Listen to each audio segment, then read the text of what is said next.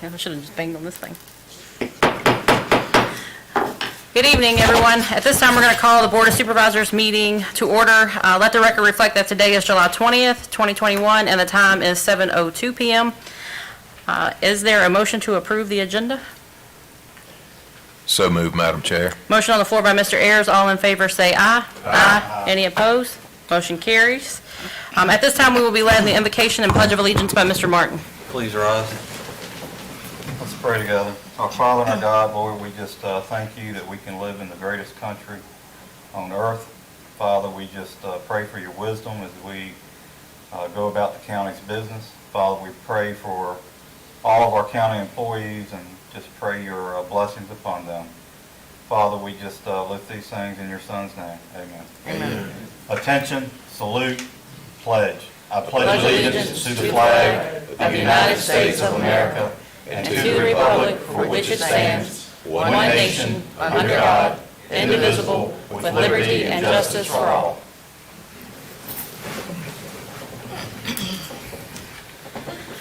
At this time, we're going to open the floor up for citizen comments. During this section, if you are signed up for the public hearing, we will get to you, we will call upon you, but is there anyone here wishing to address the board for citizen comments? Seeing and hearing none, we will close citizen comments, and we're going to move to the public hearing for White Engineering and Design. Mr. Bryant?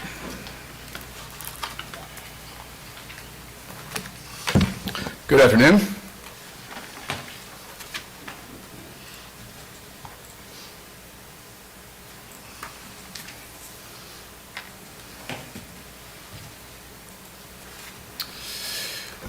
Okay, it's hard to see there. Okay, before you tonight is a request by Jamie White with White Engineering. This is for the rezoning of a parcel of land that's off of Coolwell Road. Currently the parcel is zoned to R2 general residential, and the request is to rezone the parcel to the R3 multi-family residential district to allow property to be developed for high-density residential. The property owner desires to build multifamily development, which will include a mix of one-level patio homes and townhouses. I'm going to walk through a PowerPoint presentation that I put together to give you some more information. I wanted to walk through some of staff's concerns, some features of the property, some unique attributes, and then talk a little bit about the comprehensive plan, future land use map, and some recommendations from staff. The name of the development is called Violet's View. It is a request to rezone 11.9 acres from the R2 General Residential to the R3 Multifamily Residential District. It would consist of a total of, what they're proposing is a total of 36 patio homes. There would be one-story homes and 14 townhomes, which would be two-story homes. VDOT has done a preliminary review. We received an email from Jeff Kessler with VDOT on June the 16th. A full review hasn't been done, but Mr. Kessler advised staff and the applicant that they could get to approval for this entrance. One unique attribute that is certainly a challenge that I know the owner and the engineer has been dealing with is there are about 4 acres approximately of wetlands on this 11-acre parcel, and they hired a company called ECS Mid-Atlantic. They did a field delineation, and Army Corps of Engineers confirmed their work, so they will continue to have to work through a wetland process to be sure that whatever they do and how they disturb the wetlands are done appropriately. This property is served by both public water and public sewer, and it's within the designated growth boundary for public water and public sewer, and that's an important aspect in terms of density when we're in Amherst County and how we look at that. This is a preliminary plan of what Violet's View development would look like. It's 2 sheets generally. This is Coolwell Road, so generally where this property is located is it's very near the entrance of Coolwell Road and 29 Business.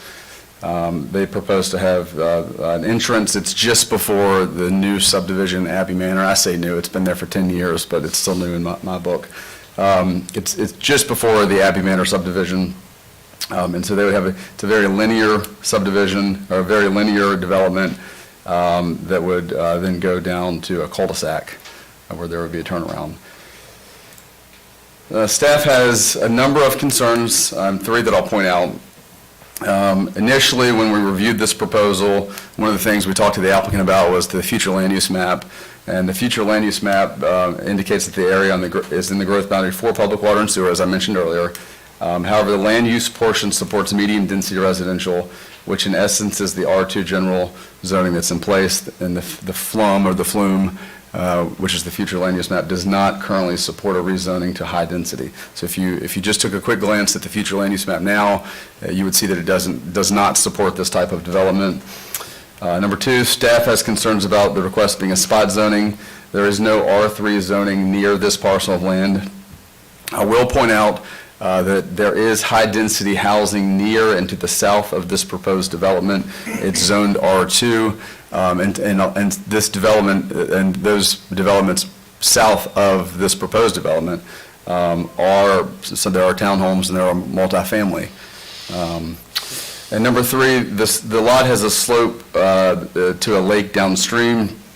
I was here when we had the Abbey Manor developed, and we struggled with protecting that lake because of the steep slopes. There were very steep slopes in that neighboring subdivision, and when big rain events occurred, it was very difficult, even with the best practices, to deal with the erosion. So we do have some concerns about the downstream lake, we do have some concerns about the wetlands, and we do have concerns about the stream that's on the property. Okay, and so we've spent a lot of time talking to the applicant about these concerns. The current zoning map, you can see I mentioned to you earlier in terms of looking at is there any R3 in this area. This bright yellow is our R1 district, the mustard yellow is our R2, and the red is the commercial that's along 29 Business. This is just a quick snapshot of our future land use map as the comprehensive plan currently stands. And again, the red color is your 29 Business corridor, and this other off yellow color yellowish-orange color is the medium-density district, which is what it's zoned now. So the current future land use map, as I mentioned, doesn't support this type of development in terms of the future land use map designation. However, it is within our public water growth boundary and our public sewer growth boundary. And that's an important feature that I'm going to come back to later. I'm going to talk a little bit about that and why that's important. So it's in an area where we do have services, okay? As a result of some of those concerns and some of the challenges that I think we have, the staff is recommending, and I'll explain to you why later, a future land use map amendment. And so what we're asking you to do tonight is to do a motion that would include an amendment to the future land use map and the rezoning request. The area south, here's the proposed development, the 11 acres.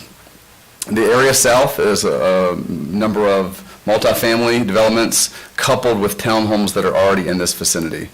Many of these were built in the 90s, and the county had a major rezoning in 2001, and then we adopted our future land use map in 2007.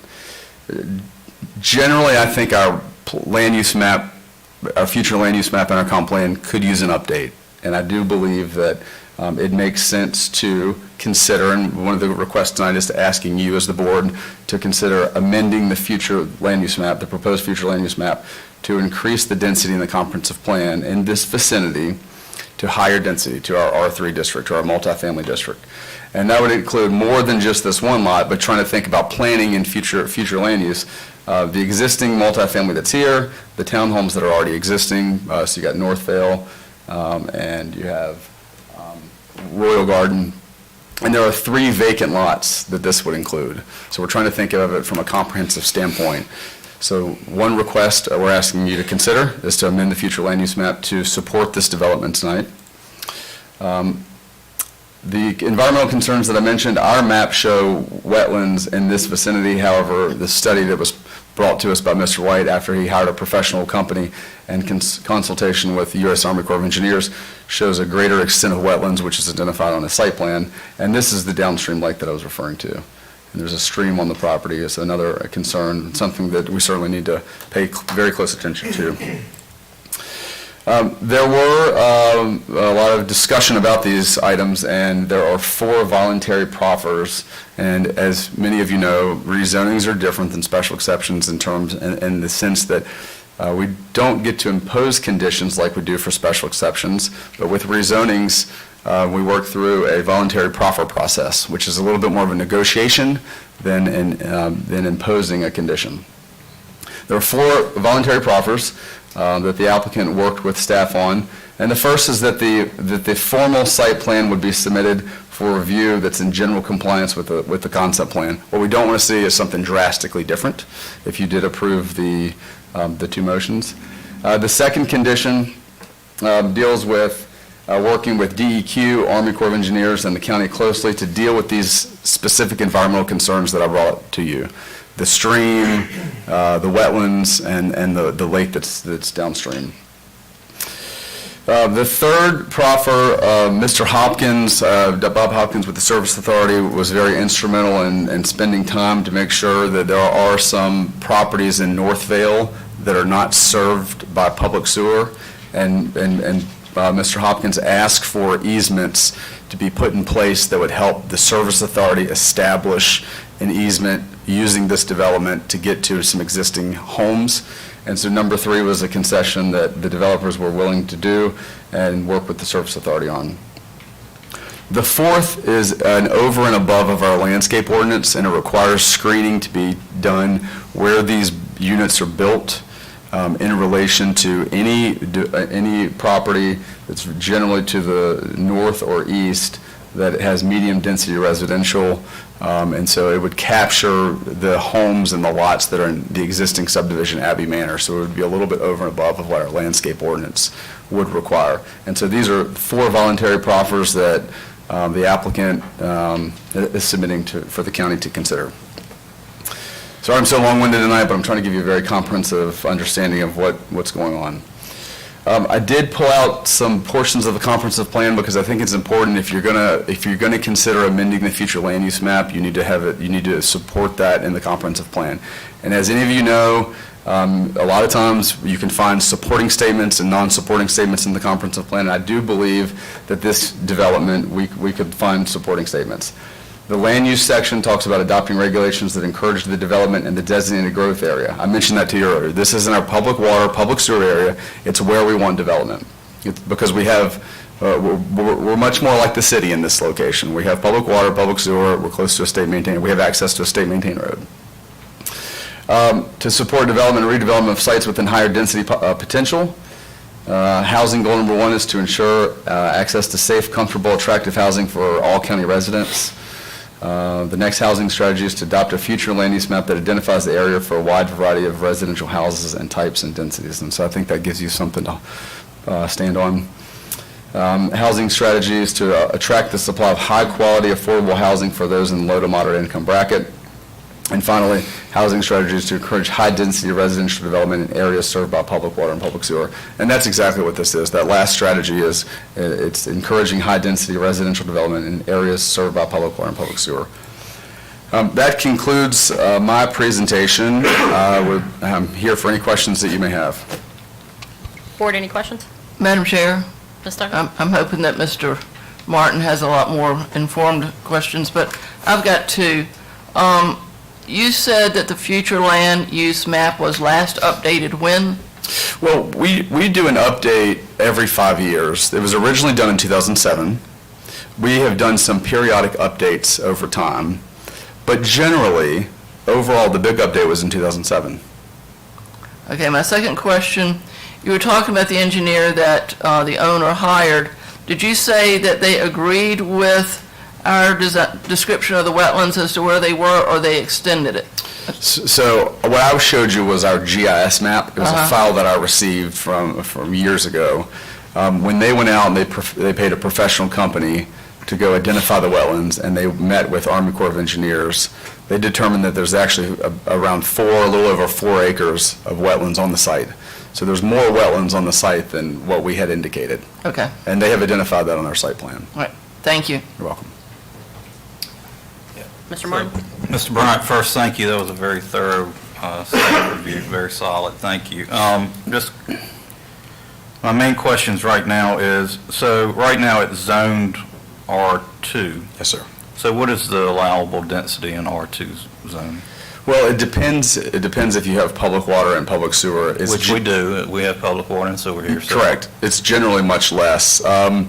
You can do 4, may I get back to you on that? I don't have that number on the top of my head. Can it be tonight? It can be in just like a few minutes. Okay, that and the future land use map designation, what is the recommended density? For the future land use map designation. As it exists today?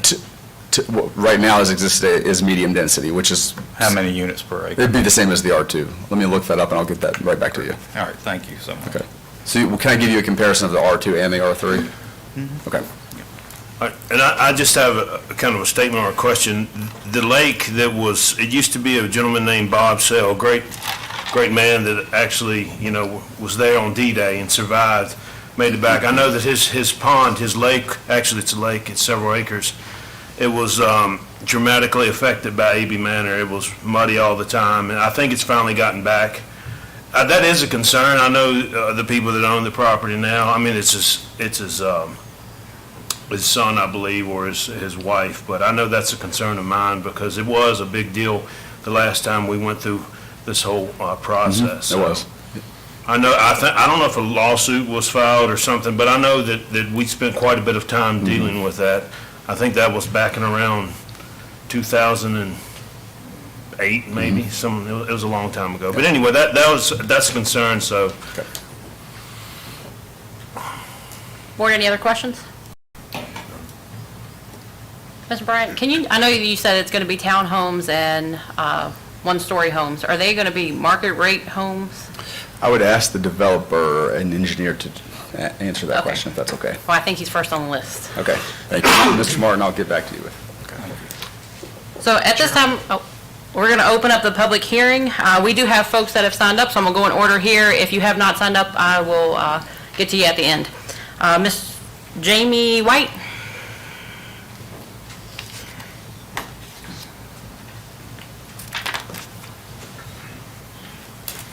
Good evening. My name is Jamie White. I'm with White Engineering and Design, and I am working with the owner and developer of this piece of property. Appreciate Mr. Bryant's very descriptive explanation of what we're trying to do on our site. I want to kind of give a little bit of additional information to help you and understand where we're at, how we got to where we are, and what we're trying to accomplish there. We started working on this project back in 2017. It's been a long process working through it. The land originally had some cattle and things like that on it. It really wasn't used for anything. It had one house that's up on the front. And looking at a potential development on this piece of property, obviously we knew, looking at the GIS and the National Wetland Inventory mapping is what shows for a small amount of wetlands up in that first, couple hundred feet like is on the GIS now. So obviously we wanted to get in there and see kind of what kind of impacts we were possibly going to have at wetlands, and that's when we hired ECS Mid-Atlantic. They came out and did a wetland stream delineation for us to identify any wetlands on the site, and obviously it was much more substantial than what we had originally thought was going to be out there. What we end up getting confirmed by the Army Corps of Engineers is about 4.3 acres.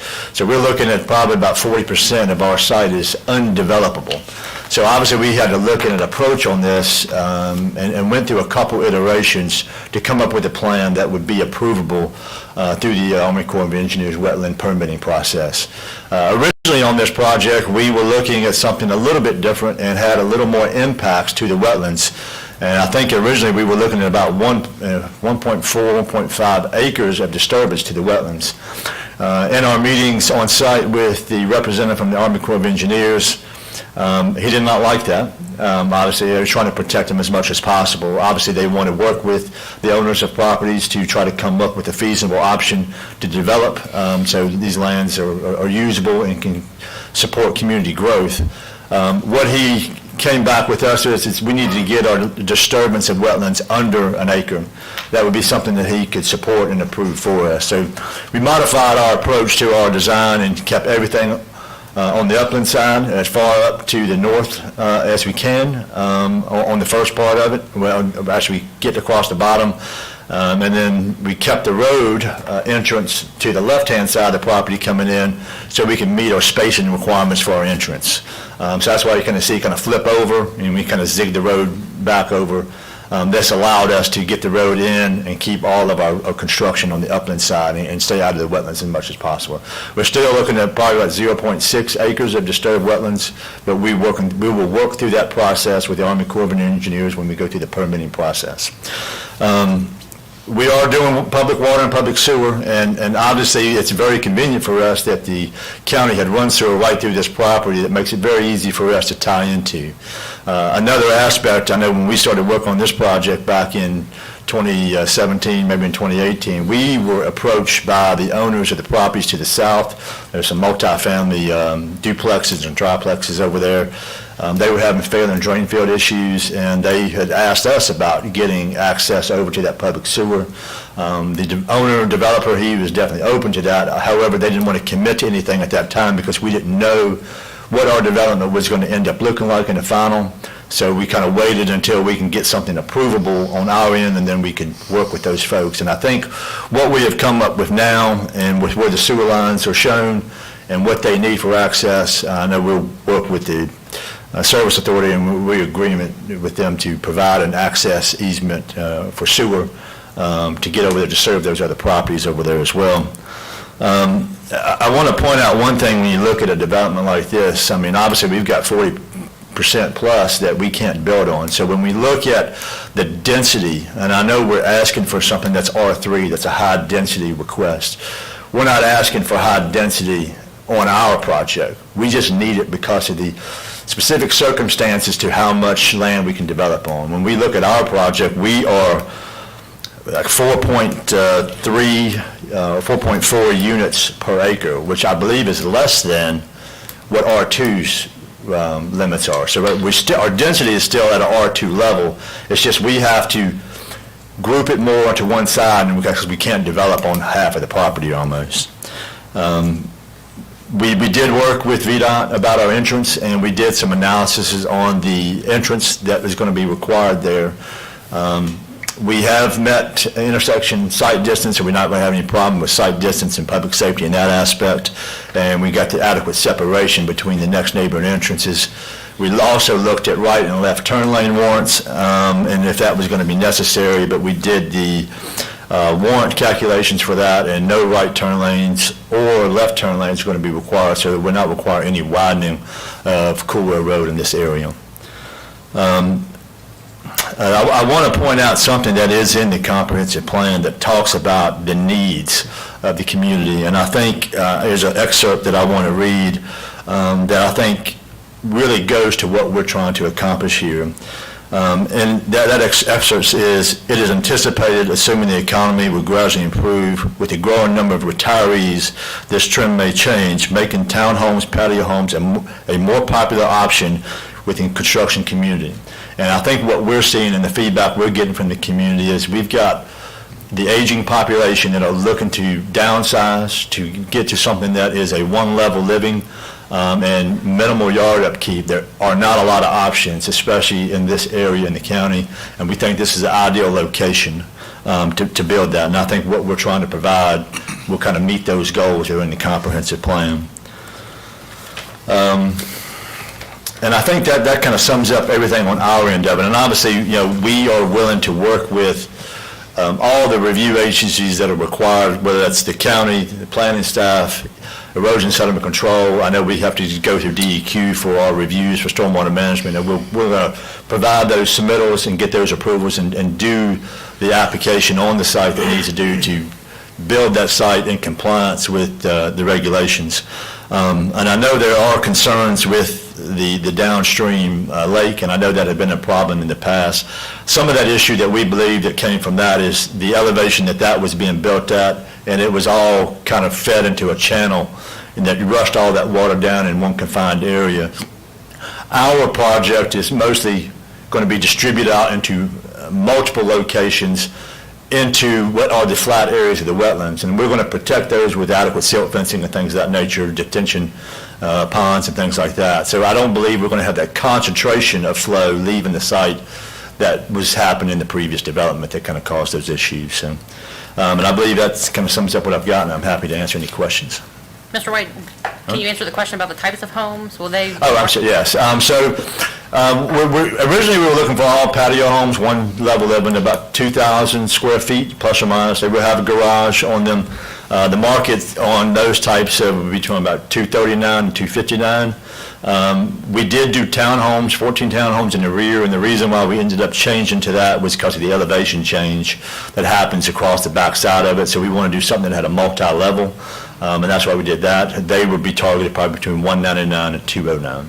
Perfect, thank you. Board, any other questions for Mr. White? Mr. Martin? Go ahead, Ms. Oh. I know that you're trying to do a lot of good things on a very small parcel. Have you considered trying to acquire any of the neighboring adjoining land, or is that just not feasible?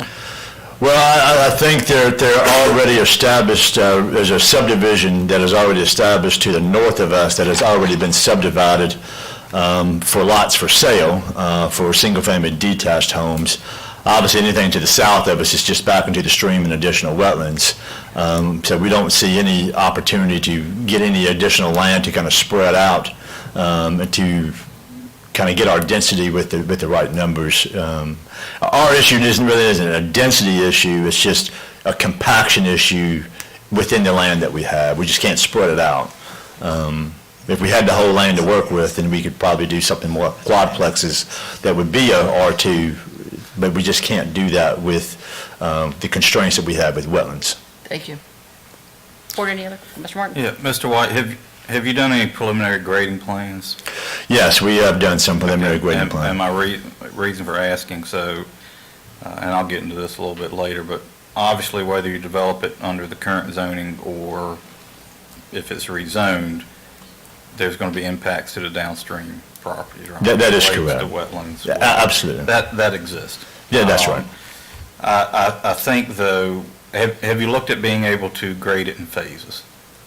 Obviously, this will all be done in a phasing. Grading, building, you're talking about grading and phasing, not building the units in phasing. Is that what you're asking? Well, both. I mean, could you develop it in phases to minimize the amount of denuded area at any one time? Sure. And obviously, this is a kind of a unique situation that the owner, developer is also the contractor. So they have 100% control over what the product is in the field. They are the ownership of it, and they will be the ones that are responsible for it. I will, obviously, we can stage that. I will let the owner kind of maybe speak to that and how they would prefer to phase it if they want to, how they want to approach it from that point. Okay, thank you. Any other questions? Thank you, Mr. White. Thank you. Up next is Ernie Gwill.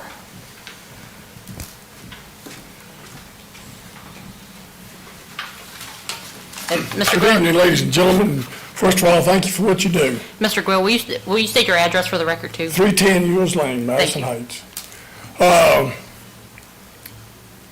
I strongly encourage you to look at this. We have very few options in this county for older people. Now, some of us have already gotten old, not getting old, have already gotten old. And I know myself, I'm looking at something just like this right now. I've lost 2 friends in the last 2 years that have moved to Lynchburg for this very reason. There was not options out here in the county that they wanted. Both of them had lived in the county all their life, and they wanted to stay, but they just wasn't the options. I know I'm looking at it. I know a lot of friends of mine are looking at it. I would just strongly encourage you to approve this. This is something that's needed very much in this county. We need some growth in this county. I realize you can't run your county on real estate taxes, but we've got to get some people out here in order to maybe get some other things out here, and we need them very bad. So I just strongly encourage you to recommend this be approved. Thank you, Mr. Gwill. Up next, we have Jeff Gwill. And if you'll state your name and address for the record, please. Jeff Gwill, 160 Lake Ridge Drive, Madison Heights. And I'm going to just follow up. I mean, we need this kind of growth in the county, and I support this development. Thanks, sir. We got Betty Jennings.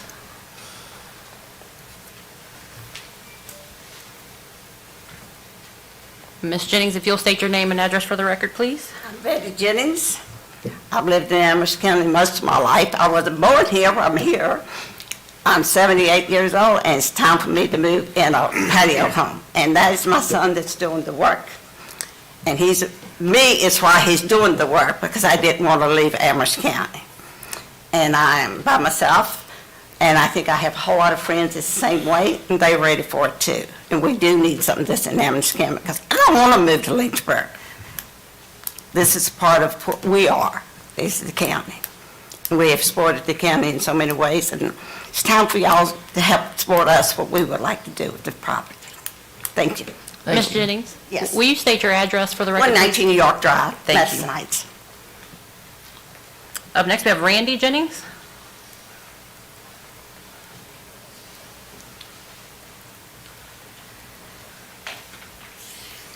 If you'll state your name and address for the record, please. Yes, ma'am. Randy Jennings, 182 Graham Creek Road. That was my mom, and she's the reason for this. That's the truth.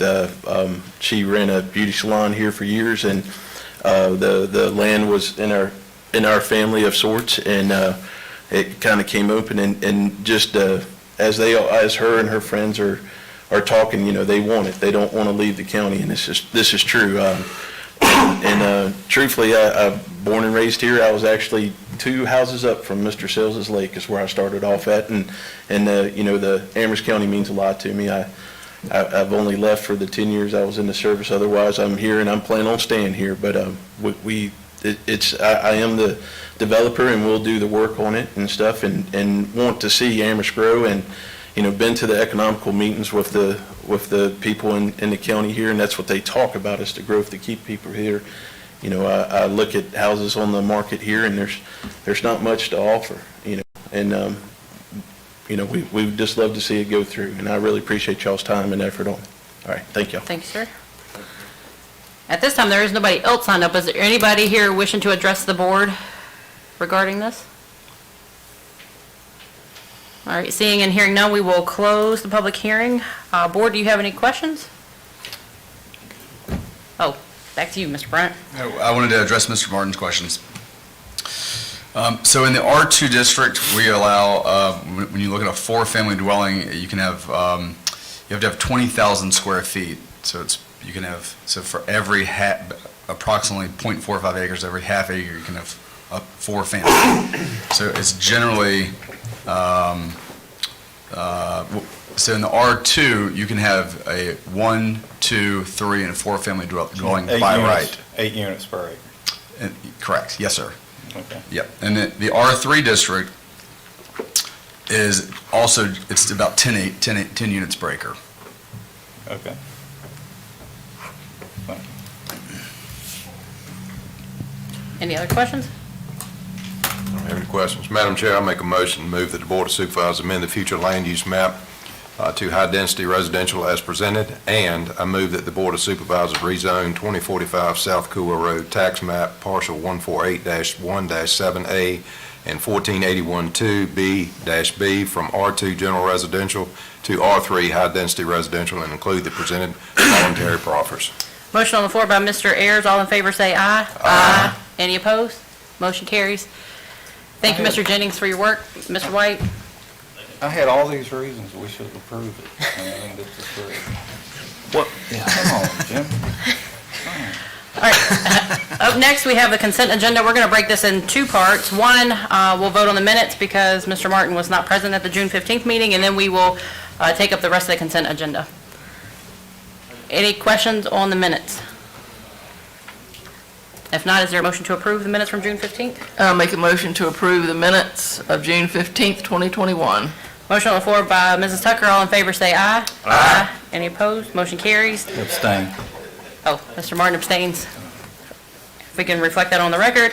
And then we're going to move to the consent agenda B through J. Any questions on those? Madam Chair, I make a motion that we approve the consent agenda items B through J. Motion on the floor by Mrs. Tucker. All in favor say aye. Aye. Any opposed? Motion carries. Up next, we have a special presentation by Jacob Etter. Is that how you say your last name, Etter? Correct. Okay.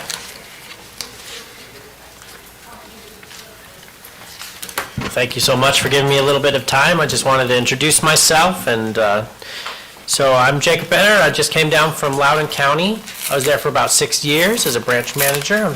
I'm new library director here, and super excited to be here in Amherst County. I think this is a just wonderfully beautiful place. The people are so pleasant, and everyone's been very welcoming, and I'm so excited to become a part of this community. One thing that I really worked hard on when I was up in Loudoun County was building bridges and partnerships between the library and the community, and that's a legacy that I want to continue here. I've built really strong partnerships with the nonprofits, with the schools, with the local businesses, with the government. And so I think there's a lot of good things that the library has to offer. And, I'm here to help out, both as a member of the community, as the library director. If y'all have any questions for me, I'm welcome to take those questions. Board, any questions for Mr. Etter? Look forward to working with you. Likewise. So you're over both branches? Yep, over both branches. That's correct. Yes. Well, don't get hung up in all the traffic here. Okay, yeah. Super excited about that. Welcome. Glad to have you. Thank you so much. Can you help me renew my library card? Sure. Come on down to the library. We'll help you with that. Thank you, Mr. Etter. Glad you're here. So Mr. Etter works directly for the library board, though we pay his salary. We should probably expect to see, with new blood and new vision, some budget requests in the upcoming budget process with regard to the library. So I just wanted to plant that seed with you. Sure. But he comes with, is it 2 children? 3 children. So So I've got And a wife. an 8-year-old girl, a 5-year-old boy, and a 3-year-old girl. My wife, they all keep me real busy. Temperance is a great school out in western Amherst. Super excited about that as well. Yeah, we're looking to increase our market share, so come on out. All right, up next, we have old business. Mr. Prophet talking about JRA landing.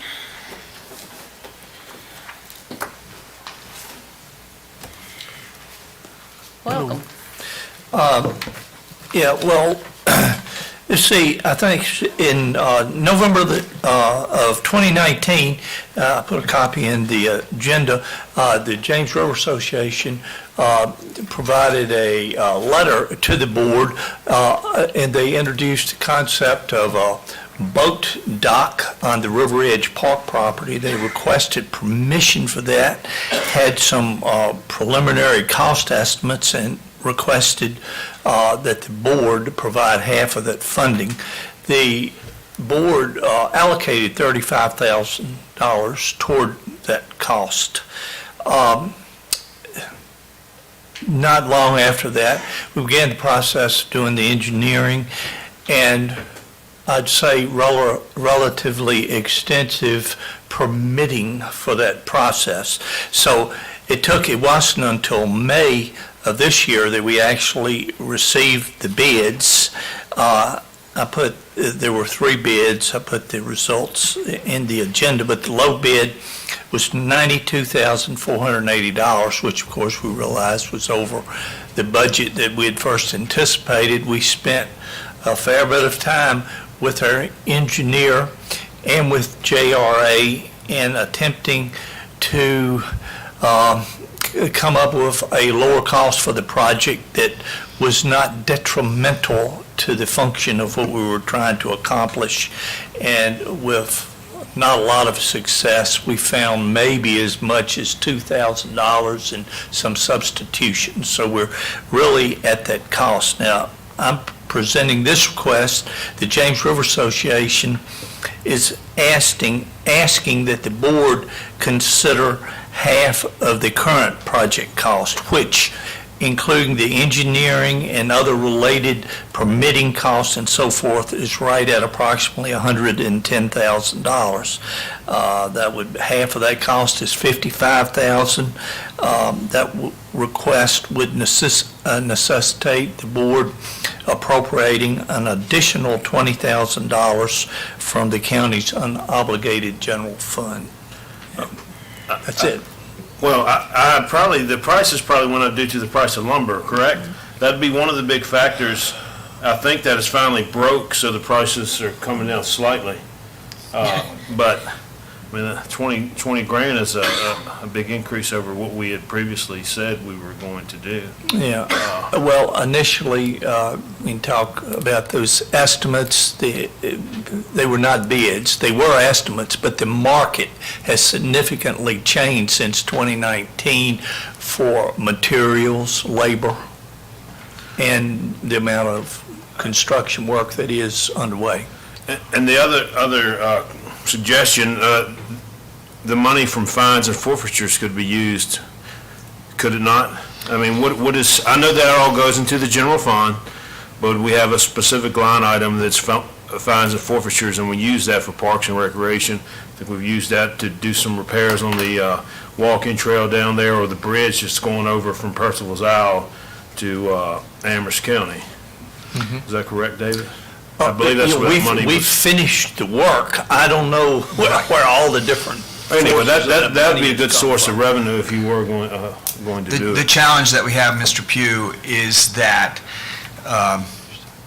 there is currently not enough money in the fine and forfeiture fund.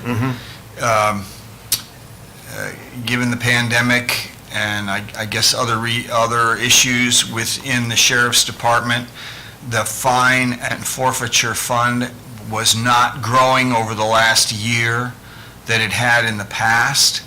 And so the amounts we anticipated would be in that fund are not there.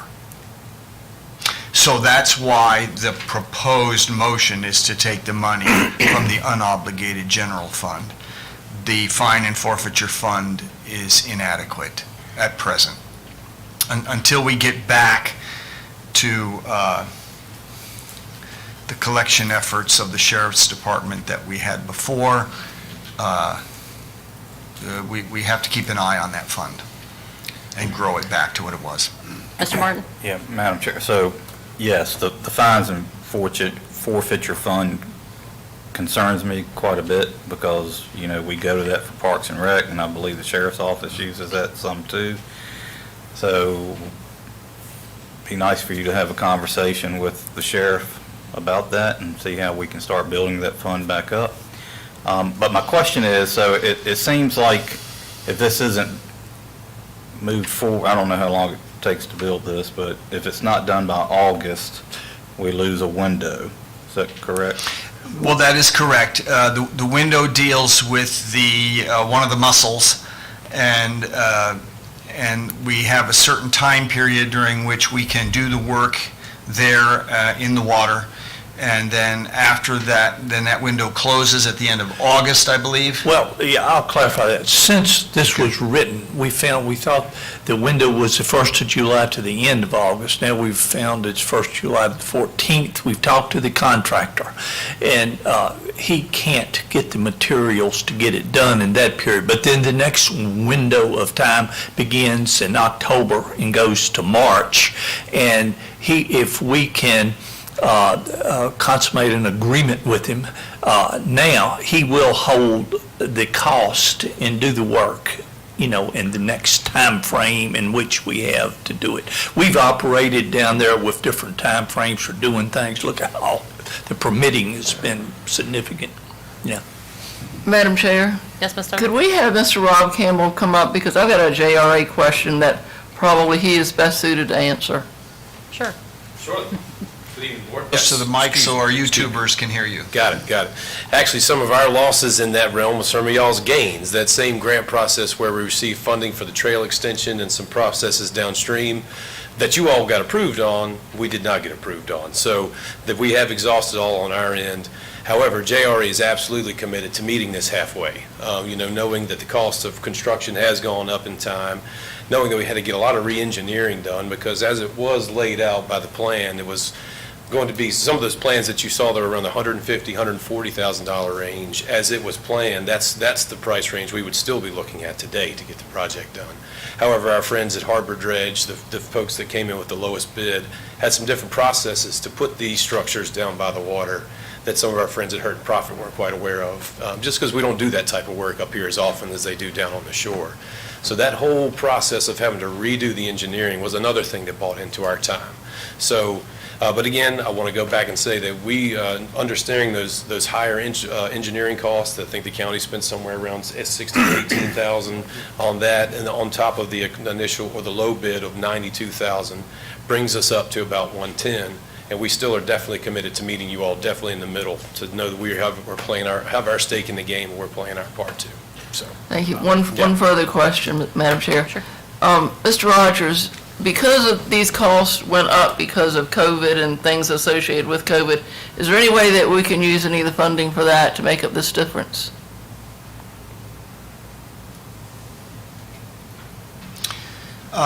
Stacy, correct me if I'm wrong, but we did not commit to those costs. We have not even yet committed to those costs. It's hard to say that they have gone up. I'm not following your logic. What do you mean it's hard to say? We've got, it's on paper. Well, we were working with estimates. We did not obligate the county to a specific cost, and now we find the costs are increased over than what we anticipated. It's all been under study, it's all been under estimates, analysis. Now we finally have a cost. I'm not sure if this counts under infrastructure. But it's common knowledge that the price of lumber went up due to COVID. I mean, Mr. Pugh just said that, and he's in that business. Yes, ma'am. I think, I'm sorry, but is your question, can we use some of that funding? That is indeed my question. For this, instead of taking it from the Yeah. They're giving it away, I don't see why not. What'd you say? I said they're giving all the money away anyway. Okay, You know what I'm okay, saying? Like, okay. it's a possibility. All right. So it is possible, and we do have ARPA money. We'll get to this later tonight, but you have about $2 million plus or minus to manipulate ARPA money.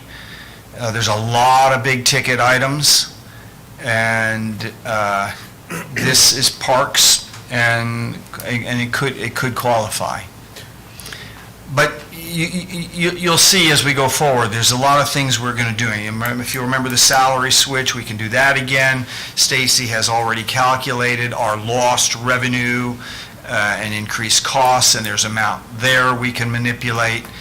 And all of that is playing with the unobligated general fund. And so I think that the question before the board is not where does the money come from, but do you want the project done? Because we have the money, and we have more coming in, so it will be worked out.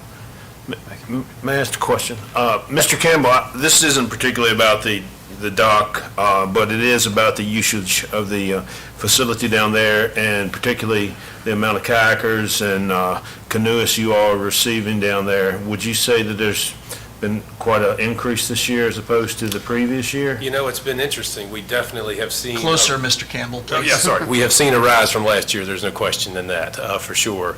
However, I will say the rise in private boaters has exploded. Amherst County is a paddling county, there is no question about that. I rarely actually, we do service folks from Amherst County, but in a different way. Most folks in the county own their own kayaks, but when their family comes into town, or their friend comes coming to town, that's when we help service them by having those boats there for them.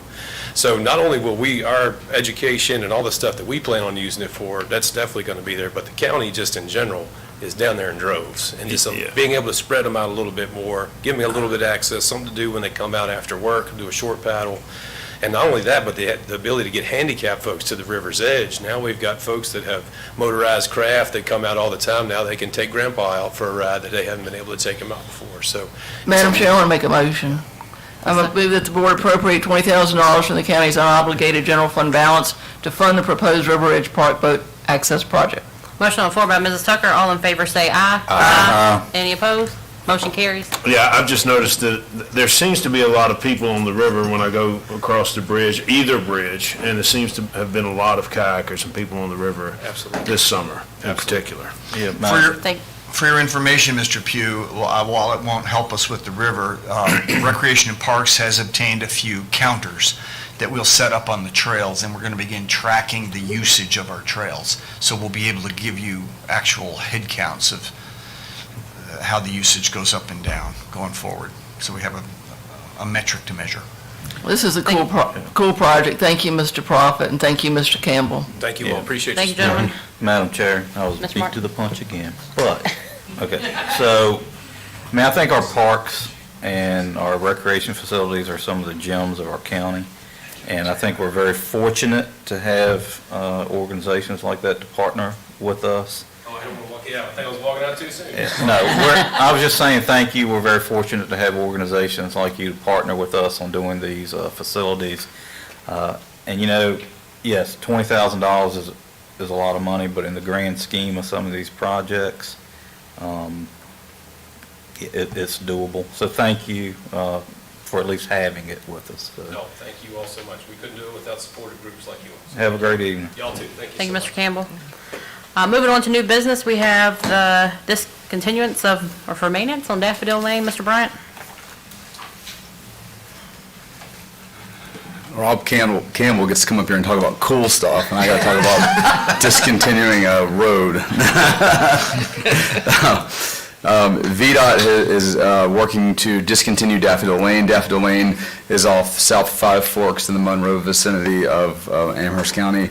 Interesting, Richmond Central Office asked all of the different divisions to clean up portions of the roads that aren't being used. So what VDOT is doing is they have notified the surrounding property owners and given them an opportunity to request a public hearing. I spoke to Robert Brown this morning. As of this morning, they had not had any request. What VDOT's asking of you tonight is, do you want to hold a public hearing on this? We haven't, to my knowledge, had anyone request a public hearing. VDOT has advertised in the newspaper, has notified the public. But what's interesting about this is VDOT is not getting rid of the right-of-way. They're discontinuing their maintenance of the right-of-way, which they weren't maintaining anyway. They weren't maintaining it. They're just officially saying, we're not maintaining it. They're keeping the right-of-way because there's 3 parcels at the end that if they got rid of the right-of-way, it could landlock them. So they're keeping the right-of-way intact. They're just not going to maintain it any longer. And so the recommended motion for you is either move that staff inform VDOT of a request to hold a public hearing, or no motions necessary, move on to the next item. Board, what's your pleasure? I do have a question. So they're not discontinuing maintenance on the entire thing? Correct. It's just the portion, because there's a couple houses on it, right? Correct. So they'll still maintain that? Correct. To some, whatever degree that is. The right-of-way will still be there. At time, if anybody comes in to develop that, they'll have access. That's correct. Okay. So our recommendation, Madam Chair, is that the board do nothing, take no action, and allow VDOT to proceed with the discontinuance. And they still have to come back to the board for a resolution. So this isn't the end of it. It's just that you don't have to hold a public hearing. Anybody disagree with doing nothing? Well. Moving on to the next agenda item. Thank you, Mr. Bryant. Other Mr. Bryant. Let's talk fire marshals. Good evening, Madam Chair and fellow board members. 2 resolutions for your consideration related to Amherst County Public Safety and the fire marshal and deputy fire marshal positions. Your approval is required per the local ordinance and fire prevention code and the state fire prevention code. What questions do you have? Are you going to read all those documents to us? No, I'm not, but I'm just showing you a small bit of the code. It's not all here. We're pretty much married at the hip with Nate Young, the building official, on the fire official code. But we worked really hard on building a fire marshal office from the ground up without a dedicated position, but thought outside the box and sent Jared to school. And we need that for what we do and would like your consideration on the matter. Board, any questions for Mr. Bryant?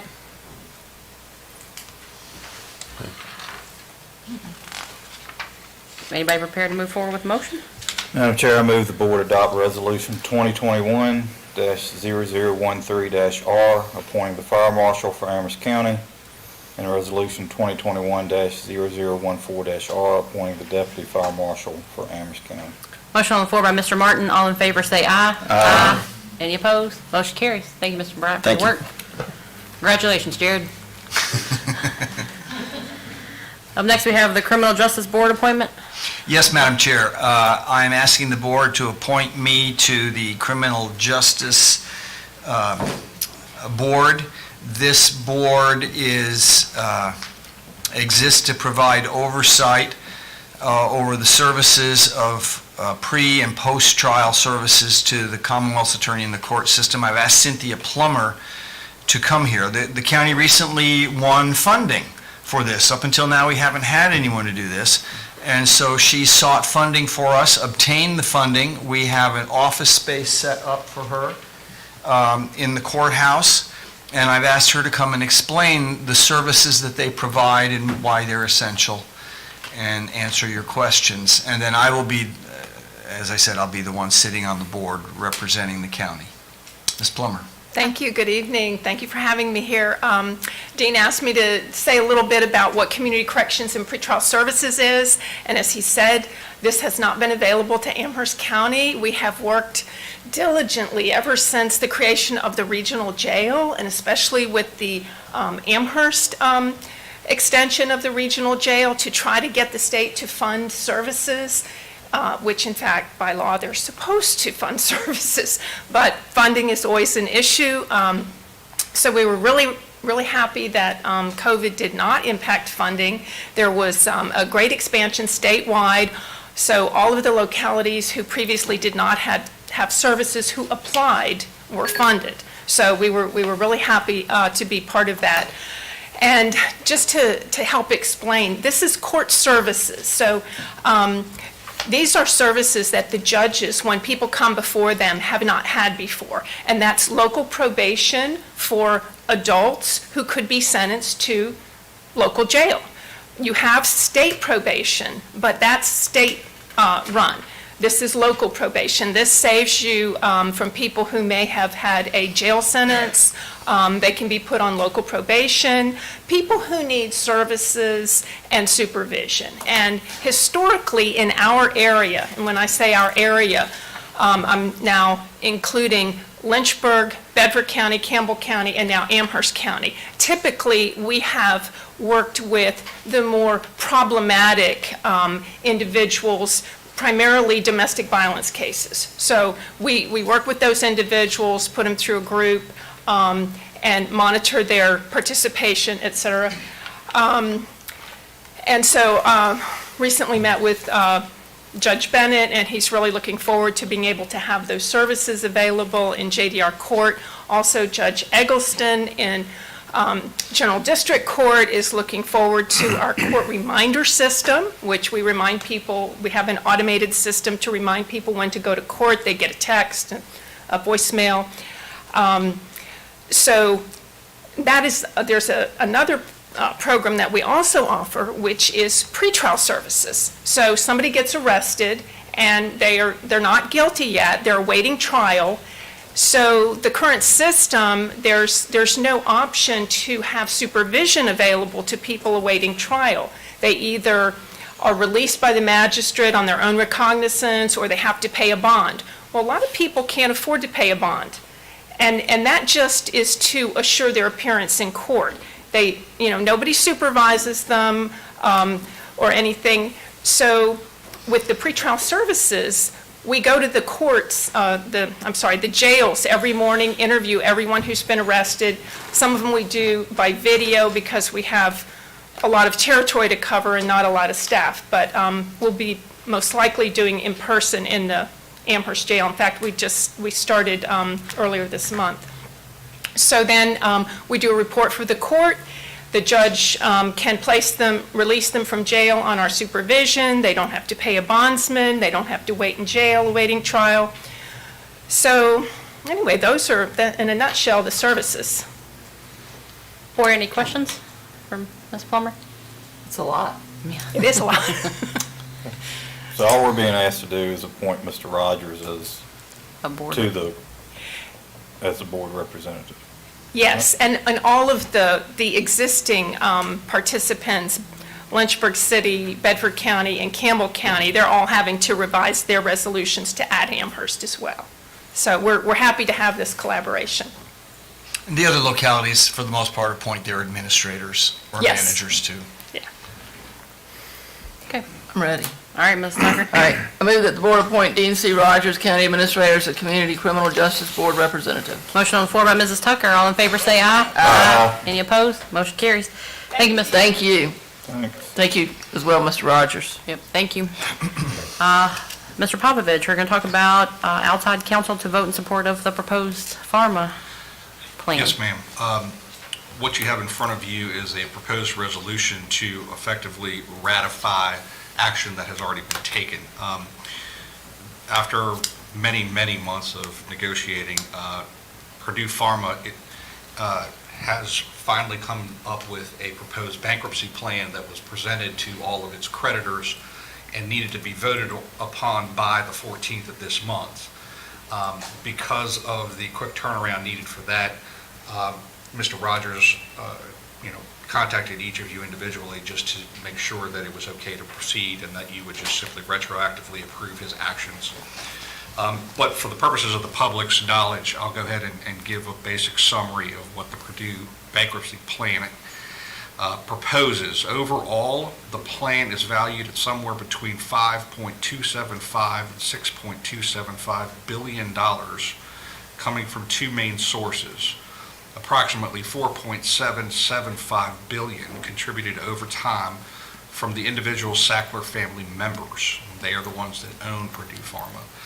And between somewhere between something of $1 to $2 billion from the eventual sale of Purdue Pharma assets. So obviously, that's going to be driven by whatever the market dictates. In addition, the Sackler family will not be allowed to attach their name to any charitable contributions unless and until they pay all of the money they are obligated to pay under the terms of the plan and are no longer involved worldwide in the manufacturing and sale of opioids. Having said that, based on the overall value of the bankruptcy plan, it's estimated the Commonwealth of Virginia will receive between $23.7 million and $30.4 million, of which Amherst County gets a percentage based on a model that was developed by a professor out of the University of Virginia on our behalf. And so you will probably again, not exact numbers, should see something in the neighborhood of $71,000 to $91,000, give or take a few pennies.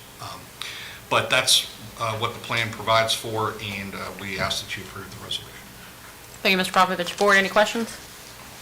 No, I just have it's kind of a random question, but so Purdue Pharma was the makers of OxyContin, or the... One of them. One of them. Yes, sir. So the FDA allowed that drug to be sold and marketed? Correct.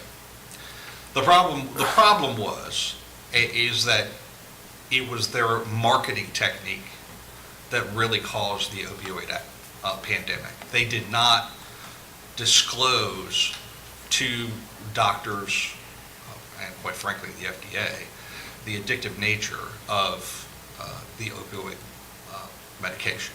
So that's why you saw doctors readily prescribing opioids, because they really didn't know that there was going to be this, massive influx of just reliance on opioids going forward.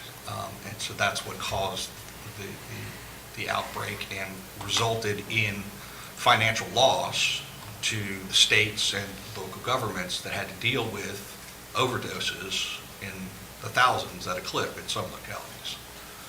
Yeah.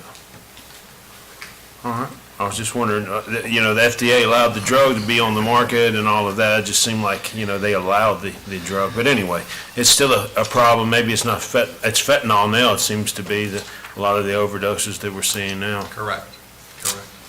So, I'm sorry, can I? No, go ahead. So, Mr. Rogers, Mr. Popovich, $70,000 to $90,000 shows up. It goes in our general fund? It'll go where you designate it to go. Right. So, and we can haggle about this later, but my thought would be to put it towards the people that we're having to deal with, and continue to have to deal with the overdoses on a daily basis. So wherever that may be, comes to mind, sheriffs, EMS. I don't know if we want to put anything into prevention, but that's what I think we should think about. Mr. Morton, I would also like to raise or bring to your attention the fact that, this past General Assembly session, the General Assembly adopted legislation to create the Opioid Abatement Authority, which is going to be made up of any number of designated individuals, one of which is supposedly going to be a local government attorney. And for some reason, somebody put my name in. But in any event, part of that process is how monies are going to be distributed from settlements of lawsuits. This is a bankruptcy proceeding, so it's a little different. These monies can be used in any way, shape, and form that you wish. When it comes to how monies are going to be used from any settlement made with any manufacturer or distributor, those monies will need to be designated according to a formula or a strategy that has been developed with the Attorney General's office, and a memorandum of understanding will be coming to you for adoption next month as well, and that lays out how the monies are going to get distributed out. So just an FYI. I'm sure you'll keep us straight. But the only question before us tonight is the authorization of outside counsel. Yeah, That's the only thing we're absolutely. voting on tonight. Yes. Madam Chair, I move the board adopt the resolution as presented. Motion on the floor by Mr. Martin. All in favor, say aye. Aye. Any opposed? Motion carries. County Administrator's report. Yes, Madam Chair, thank you. The state statute designates who is a member of the Community Policy and Management Team for each community that deals with foster children and other family issues. A required member of that is the Director of Social Services or her designee. Susan Mays, our director, has requested that her assistant, Jason Meter, be designated as the DSS representative. She assures us that when he cannot attend, she will be there. And so we would like to support that request. Does the board have any questions? Board, any questions? Well, I'll move that the board appoint Mr. Jason Metter as the DSS representative to the Amherst County Community Policy and Management Team. Motion on the floor by myself. All in favor say aye. Aye. Any opposed? Motion carries. Moving on to Planning Commission seats. Yes, Madam Chair. We see that as members of the Planning Commission move about the community, they move in and out of different voting districts, and therefore the seats that they represent can change.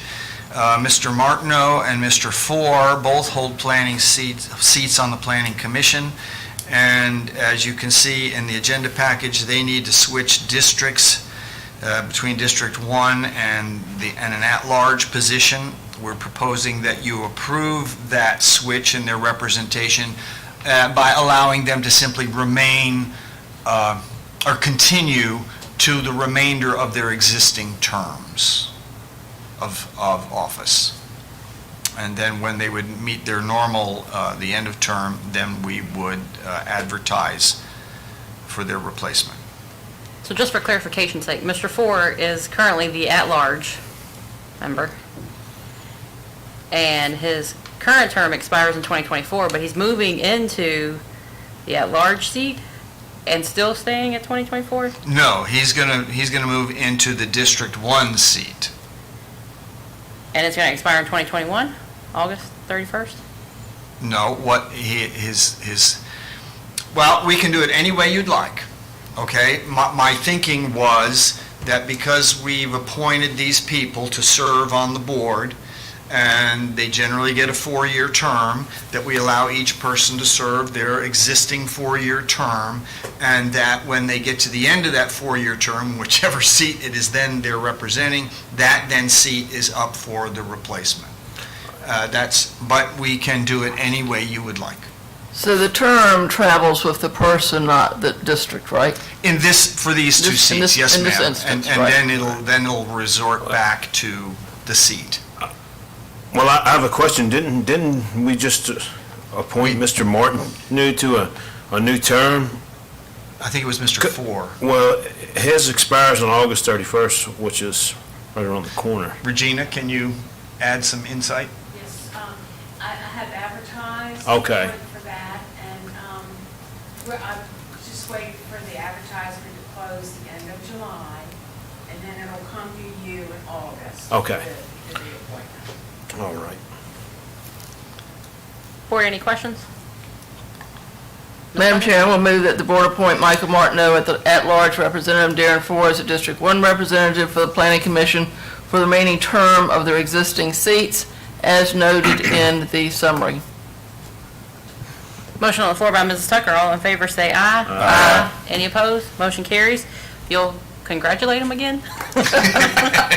Well, we'll inform them that they're still on the commission.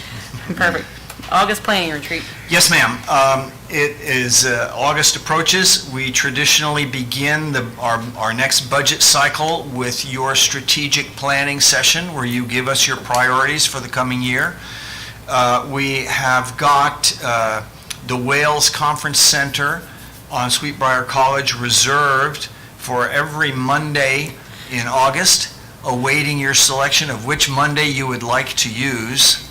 I would anticipate that you should plan on an all-day event starting at 9. We'll go till about 4 unless you end sooner. We'll serve lunch. My plan is to have, once again, the department heads present to you their big ideas, the things that they would like to see. And also the EDA will just have revamped its strategic plan, and so you'll get a bite at that too. And so, we'll review our vision, our mission, our goals, and all of that, and then you'll give us your priorities for the coming year. I would suggest that you go for the latter half of August. I know that the 16th of August is not available, so any of those later Mondays that you all can agree to, we will plan for. I'm fine with August 23rd or August 30th. I agree.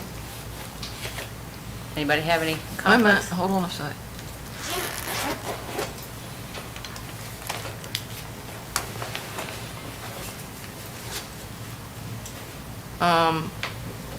August the 23rd works for me. Mr. Ayers? That's fine. Mr. Pugh? Yeah, that'd be fine. Mr. Martin, you good? It's the day I graduated Paris Island, so yeah, let's do it. August 23rd, and you said from 9? 9 to 4.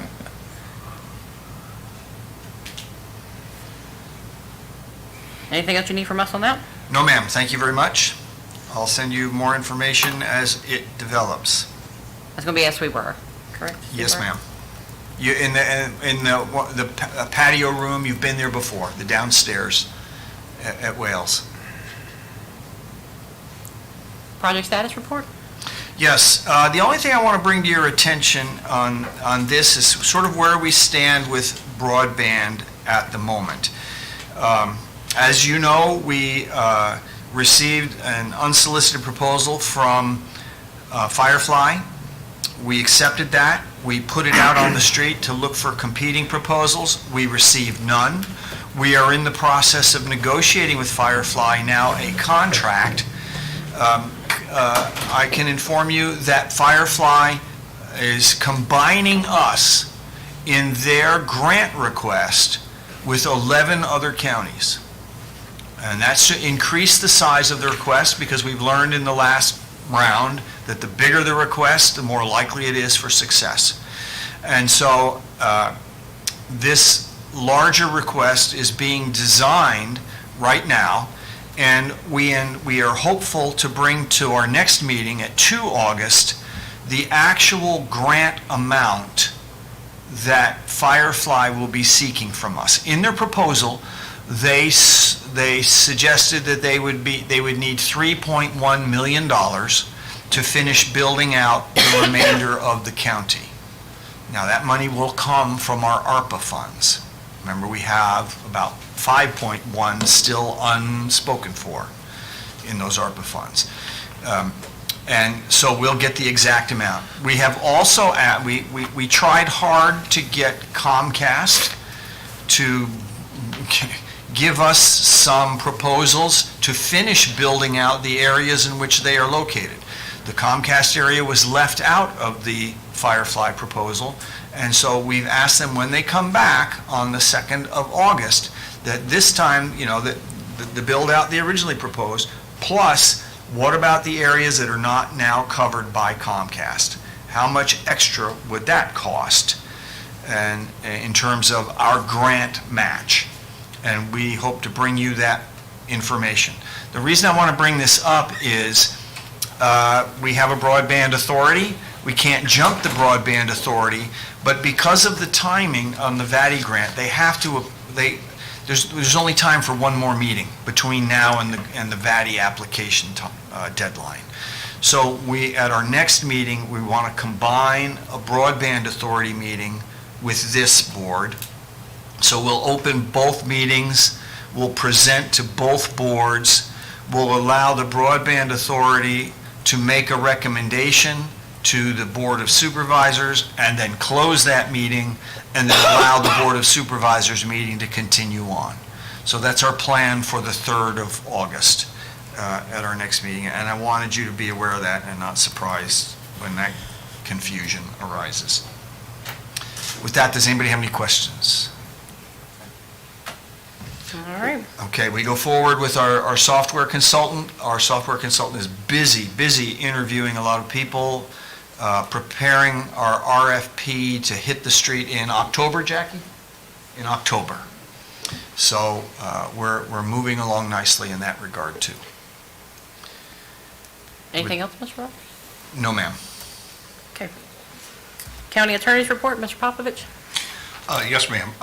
In your packet is a copy of a memo that I put together in response to an inquiry by one of the board members related to panhandling.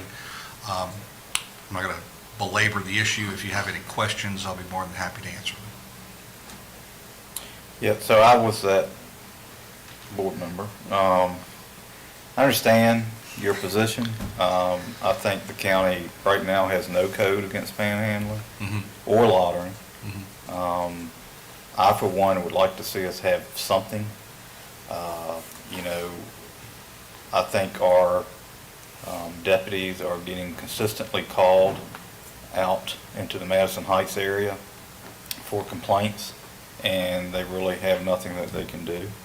I think there's people coming in from Lynchburg that have homes in Lynchburg, but they're just coming over here to panhandling and they're making a living off of it. And I'm not sure that that's exactly what we need in Amherst. I understand the free speech, but I also understand the need to maintain free and safe traffic flow. So I don't know if we can look at prohibiting it certain distances from curb cuts, that type of thing, but I think we can be a little bit more creative than just saying we can't do anything. So that's my opinion. I don't know what the rest of the board feels, but I'd like to see us look at it a little bit in more detail. I totally understand, and we can certainly try and craft something. It'll take a little creativity, I think, and if we can come up with something at all, because really, if the issue is focused only on panhandling, loitering type things where people are asking for money, that's regulating speech based on content. And because the Supreme Court says if you're going to try and regulate that kind of speech, it's got to meet that strict scrutiny analysis, it makes it very difficult. That's why you've seen a lot of other localities that used to have panhandling ordinances repeal those ordinances because now they are ostensibly unconstitutional, and have started putting up signs in the medians and crosswalks to have people call a designated number for assistance. Does that prohibit it? I don't think so. We'll see what we can do. I appreciate you bringing the information. Obviously, the rest of the board needs to agree to that, but I for one, would like for us to look into at least getting some type of ordinances on the book. Mr. Martin, I appreciate you doing that because that was on my matters from board members tonight, because I'd had several constituents call me about activity at the Walmart, so I went to the Walmart to see what I could see, and I saw what they saw. So, thank you. And that's interesting, because when it comes to private property, Walmarts, food lines, those types of things, the private property owner can tell those folks to move on. The question becomes whether or not you can adopt an ordinance for being in the public right-of-way. That's where the constitutional question comes in.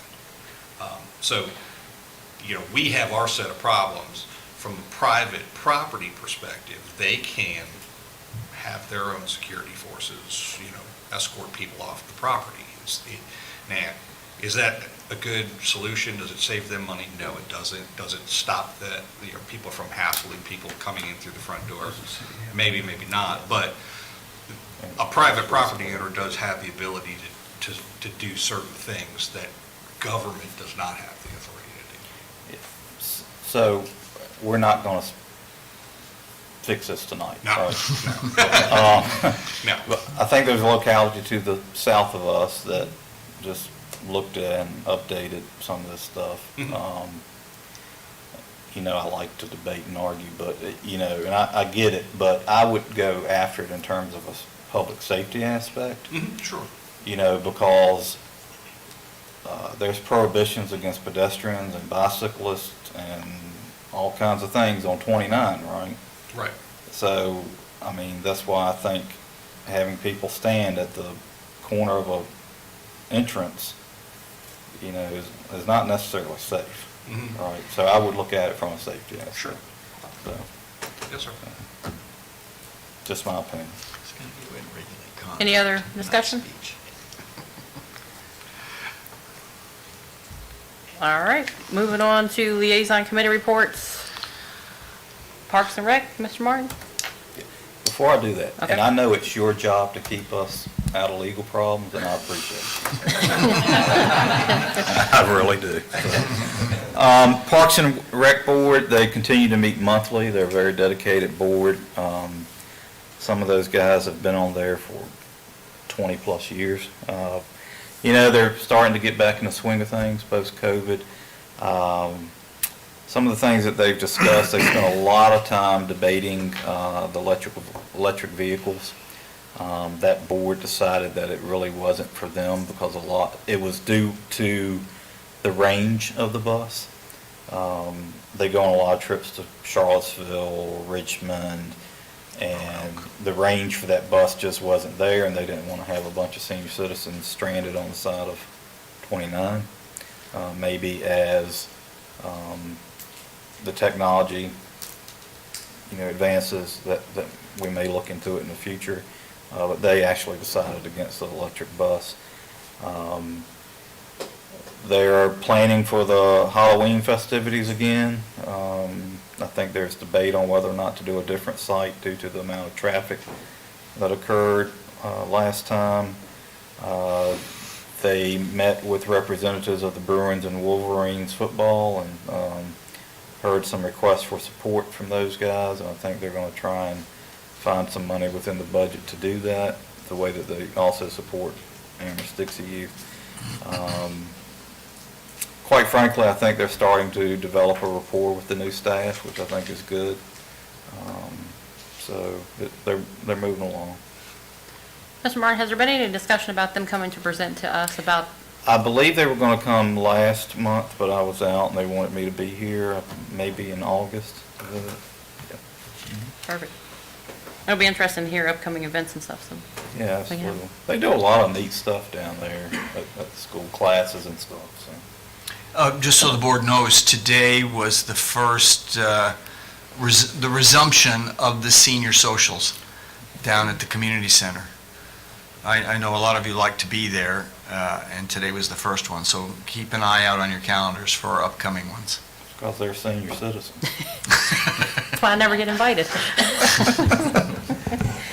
Agricultural Committee, Ms. Tucker? The Ag Committee has been busy. They are just, you know, really up to their eyeballs working on the county fair. I'm sure everybody knows by now, but the county fair will be in October this year. The dates are October the 21st to the 24th. It will be at the same place across from Sweetbriar. I think the setup will be pretty much the same. Public Safety Director Bryant has been very involved in the planning, and thank you again for helping out on the front end and making sure that everything is done in an orderly fashion, Sam. But it's coming together. They just this week got the sponsor forms ready, so those are now available to send to sponsors. They are looking at having, rather than paper programs, looking at being able to have an app on your phone that then they can push messages to you and show you where everything is located, and it's really pretty cool. So that's something new. But for those people who like to have paper in their hand, they'll have some paper handouts as well. This is being done a lot by volunteers. I know that we've got one staff member here who's helping out a whole lot, and we appreciate that because she has certain talents. And our Public Works Department is going to help out with trash cans and all those types of things. So if anybody is looking for some extra work, the end of October, we'll take you on. Thank you. Hey, Ms. Tucker? LRBA, that's just for our notes. Yes, ma'am. School Board, Ms. Tucker, back to you. Ms. Tucker? What? Oh, sorry. Excuse me. School board, I don't have a whole lot to report. The community has been very involved, and, you know, I guess everybody's seen it in the paper and seen it on Facebook or wherever, about what they think should be taught in our schools and what should not be taught in our schools. And I look at that in a positive way, that people are engaged, they're involved, they care, and they want to speak, they want to be involved, they want to go to the meetings. There are 3 vacancies on the school board this year. They've got candidates for all of those. That's all I've got. And Mr. Martin, you've been attending some other types of meetings associated with the school. Right, thank you, Ms. Tucker. So I've been serving as the board rep to a group that's been looking at some infrastructure needs for the school. That's been focusing around a new auditorium at the high school, a cafeteria expansion, some possible ADA improvements that are necessary to the stadium. I believe it's some press boxes for the baseball, softball fields, and also possibly a new parking area. I believe the school board met last week, last Tuesday, Monday. Anyway, they decided to go ahead and issue the RFP for those things. My understanding is that there is some grant funding available for that, but they will also be looking towards us to help offset some other costs. I believe Dr. Arnold would like to come and give a presentation to the board on what they're looking at next month. So if you could work with him, Mr. Rogers, that'd be appreciated. So yeah, that's where that group's at. An RFP's been put out, and obviously that would be for design work, and you know, obviously it'd come back and you put it out for bid and see how much money you have and what you can do and what you can't do, right? So that's it. Thank you, Mr. Martin. Mr. Ayers, Emergency Services Council. Thank you, Madam Chair. Emergency Services Council, they constantly stay busy working and to address the fire EMS needs for the county, and I think do a great job in coming together to try to come up with a common plan to serve our folks of the county. Mr. Bryant heads those meetings up and is here with us tonight, and I've spoken to him earlier today. And Sam, if you don't mind, just give a quick brief of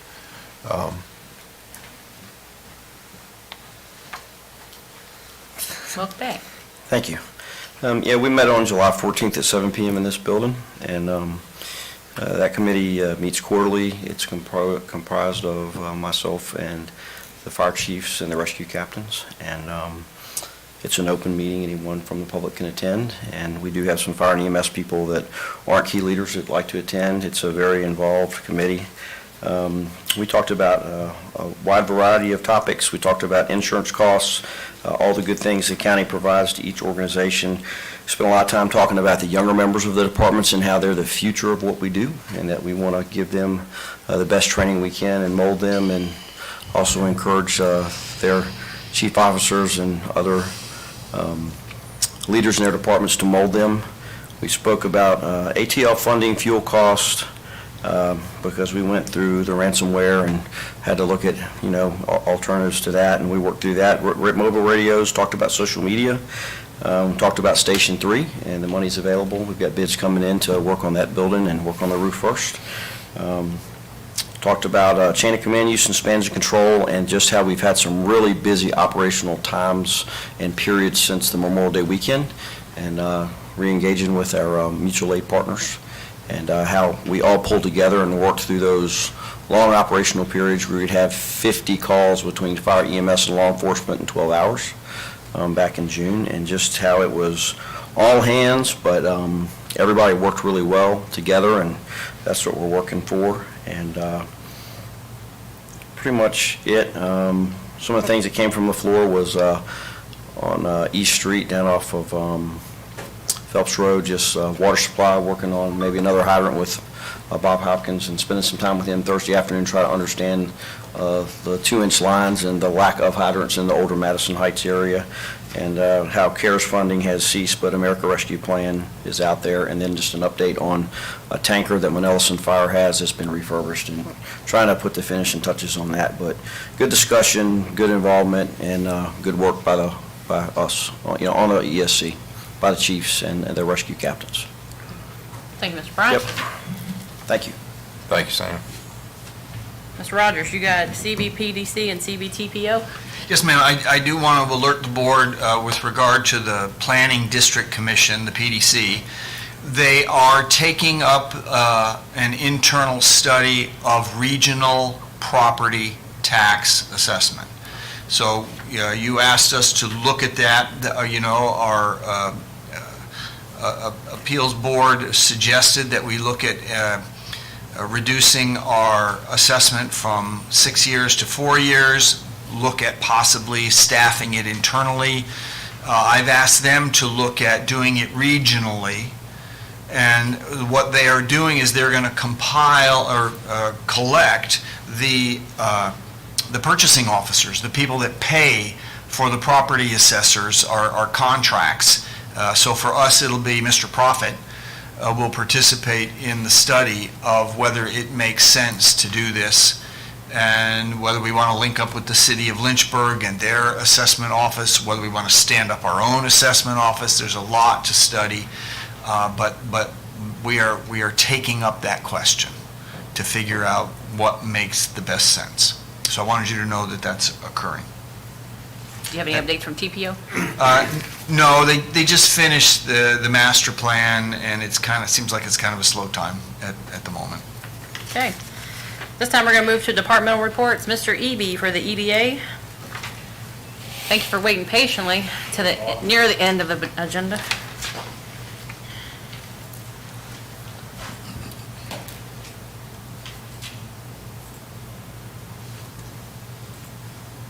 Okay, so Madam Chair, rest of the board members, thanks for giving me a few minutes of your time tonight to go over the annual report. So our mission and vision, promote economic development policies and practices that help retain the county's existing businesses and employment base, facilitate the growth of existing commercial and industrial enterprises, and attract new businesses and employment opportunities. Our vision, high-quality jobs and a stable and diverse tax base that increases the quality of life in the Amherst County residents. Heard Mr. Martin talk a little bit about Parks and Rec having a passionate board. I think our board is passionate as well. Seems like every month we try to have a fairly quick meeting, and that never really works out because everybody's got a lot to say and it's pretty active. So you'll see I'm the chairman, District 2. I'm the president of Herman North America. We've got David Wall as the vice chair, District 4, president of Wall Construction. Our treasurer is Dan Sweeney, District 5. He's the owner of Sweeney Law Office. Our past chairman, as you all know, Calvin Kennan, District 3. He's the president of Specialty Exterminating. Mike Russell, at large, Department of Small Business and Supplier Diversity for the state of Virginia. Andrew Proctor, District 1. McKesson, Director of Category Management, and Pat Dreher, who's at large as well, Abbott Nutrition Maintenance Manager. Our goals: creating jobs, retaining jobs, enhancing the Amherst tax base, and improving the quality of life. So this is an important slide because it basically talks about two different types of industries, and basic industries are what create demand for the non-basic industries. So we're really about the basic industries, bringing those industries bring dollars from outside the local area. Those industries export most of their products. Some examples would be Glad, Greif, and on the distribution side, H.T. Hackney. But there's other businesses that could be included as well, like colleges, hotels, and the training center. Non-basic industries would be small businesses that sell to local customers. These dollars that are created by non-basic industries just basically recirculate in the community. There's no new money from non-basic industries in the community, so they would be fast food, gas stations, retail services, housing, things like that. So the EDA took a pretty big pivot from our really core function during the pandemic. The normal work plan was definitely majorly disrupted. The lines a lot of times did get blurred between the two industries. We found ourselves, working a lot more on the non-basic side in the form of grants. I'll talk about that in a second. But the businesses, were in a state of uncertainty and crisis, and we were there to help. Number 4 is a very important point to bring up. The EDA staff stayed on their normal schedule in the office, and they were available just like they were prior to the pandemic for local businesses, no matter who they were. So how did we help businesses during COVID-19? We communicated a lot and constantly with Amherst businesses. We gave COVID guidance, policies. We did state and federal funding assistance. People had a lot of questions about PPP, economic injury disaster loan, Rebuild Virginia. All those kind of things were constant items that we were addressing, and also the grants. So with the grants, the EDA administered over 1.8 million in COVID grants. The first one being one that we used our own funds for a $25,000 grant. We applied for and received the first DHCD COVID Urgent Need Grant in Virginia for $569,650 for Swissamation, Virginia. We applied for and received $550,000 DHCD COVID Back in Business Grant. And we managed the Amherst County CARES Act grants for businesses, which was $450,000, and then the nonprofit side was another $250,000.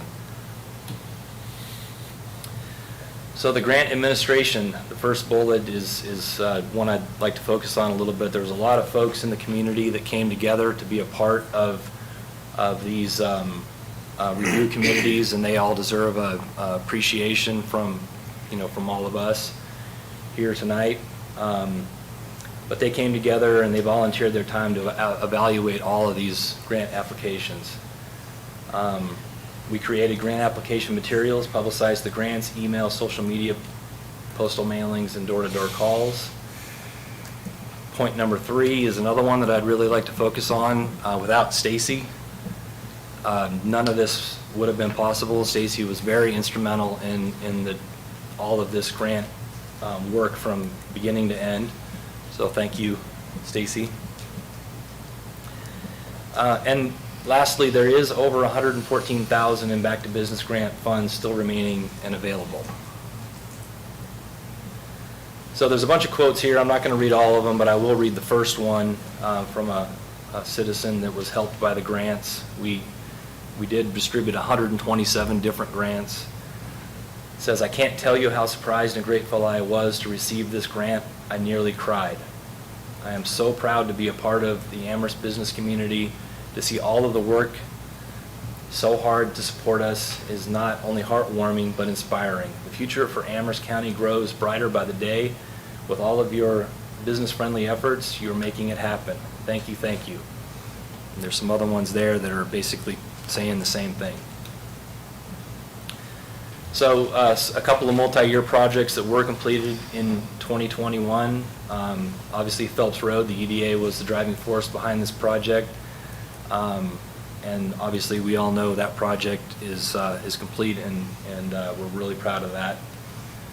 Also, the mill, turning it into the brewery, we were instrumental in that project, and hopefully all of us have been there now and had some beer and some pizza, and proud of that one as well.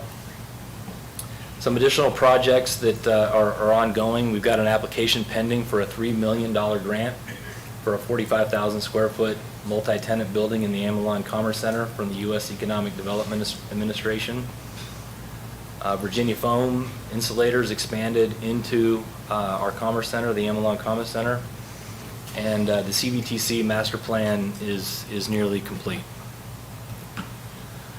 So Amherst Forward, this is our, was mentioned earlier in the meeting about our strategic plan moving forward, and that'll be presented to you all on the August 3rd meeting. and some other areas that the EDA is working on.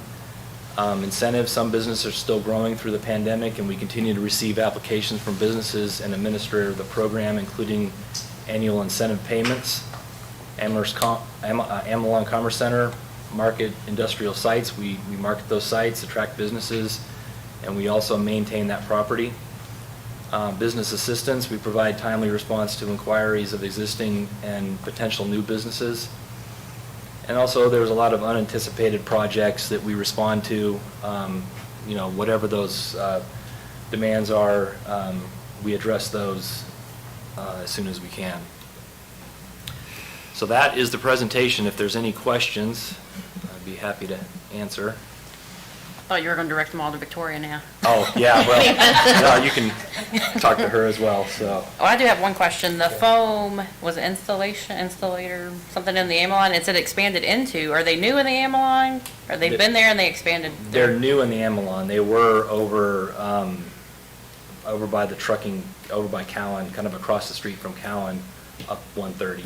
So they are operating 2 sites? No, they're I think they were leasing the site up 130, and they just decided it was a better fit and needed to get out of that building for whatever reason, and we worked with them, and the building is there. You can go take a look at it, and so it's just nice to help a local business stay in the county and have a good future here. Fantastic. Yeah, I have one question. There was a lot at one time that was supposed to, I don't know if it was Wall Construction or who it was, but they were going to build on a lot in the Amherst Commerce Center. What's the status on that? I think we have that back, don't we? Yeah, originally it was set up to have a time period that was allowed for Wall to build, and that expired, and there was a grace period, and that expired as well, so Okay, that it's lot now is back with you all? Yes. Okay, just wondering. Thank you. Were there any other questions? Well, Thank you, Chad. Thank you. We appreciate everything y'all do. Absolutely. All right. Thank you. Thank you very much. On your thing. I think you can hit escape. There you go. And then Chrome, I can't tell which one's open. There you go. Nope. All right, well, I'll let her. Mrs. McBride, CARES Act.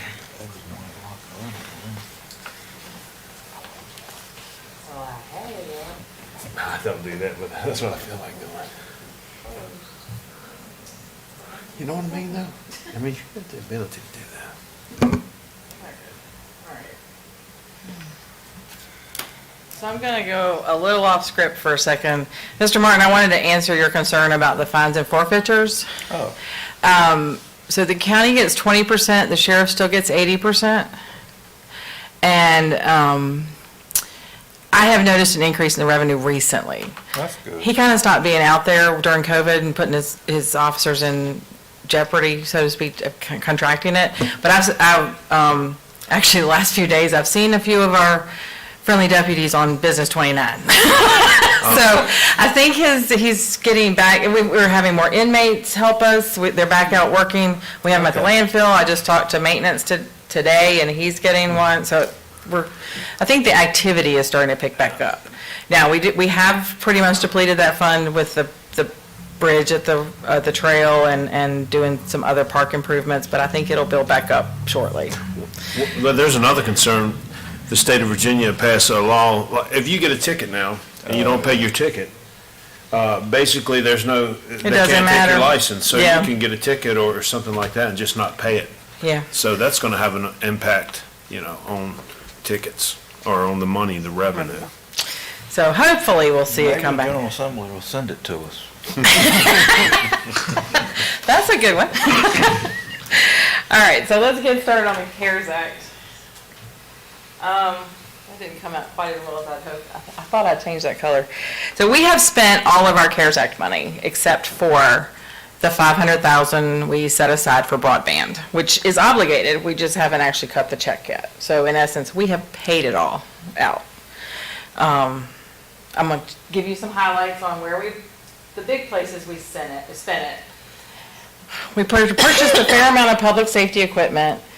We assisted small businesses and nonprofits. That was over almost $700,000, around $700,000.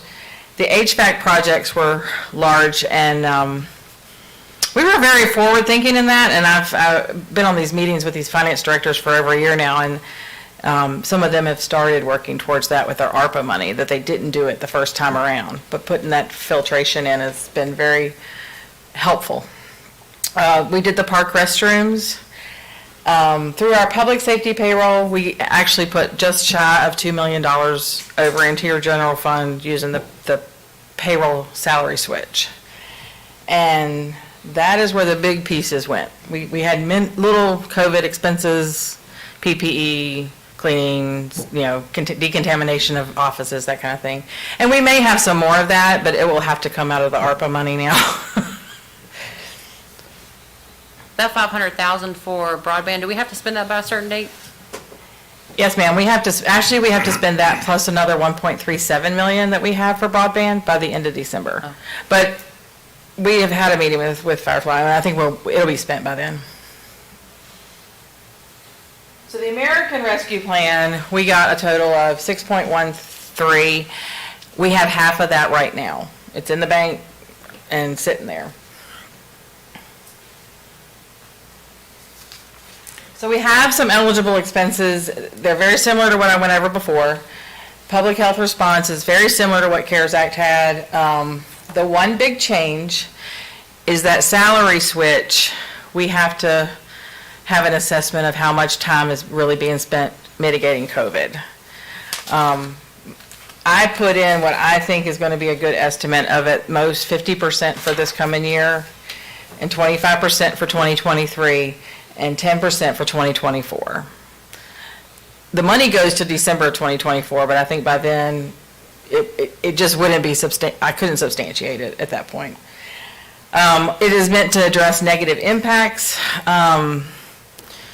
There was a big push across the state. A lot of people are using that for negative impacts on tourism, hospitality industry. We didn't really see that here, so I can't really say that's a place to put it, but any kind of negative impact, if you had if the businesses, we still have 115,000 in CDBG, so I don't know that we need any more for that, but, and serving the hardest hit communities, qualified census tracts, we only have one, which is the southeast corner of Amherst, close to, in part of Lynchburg's qualified census tract.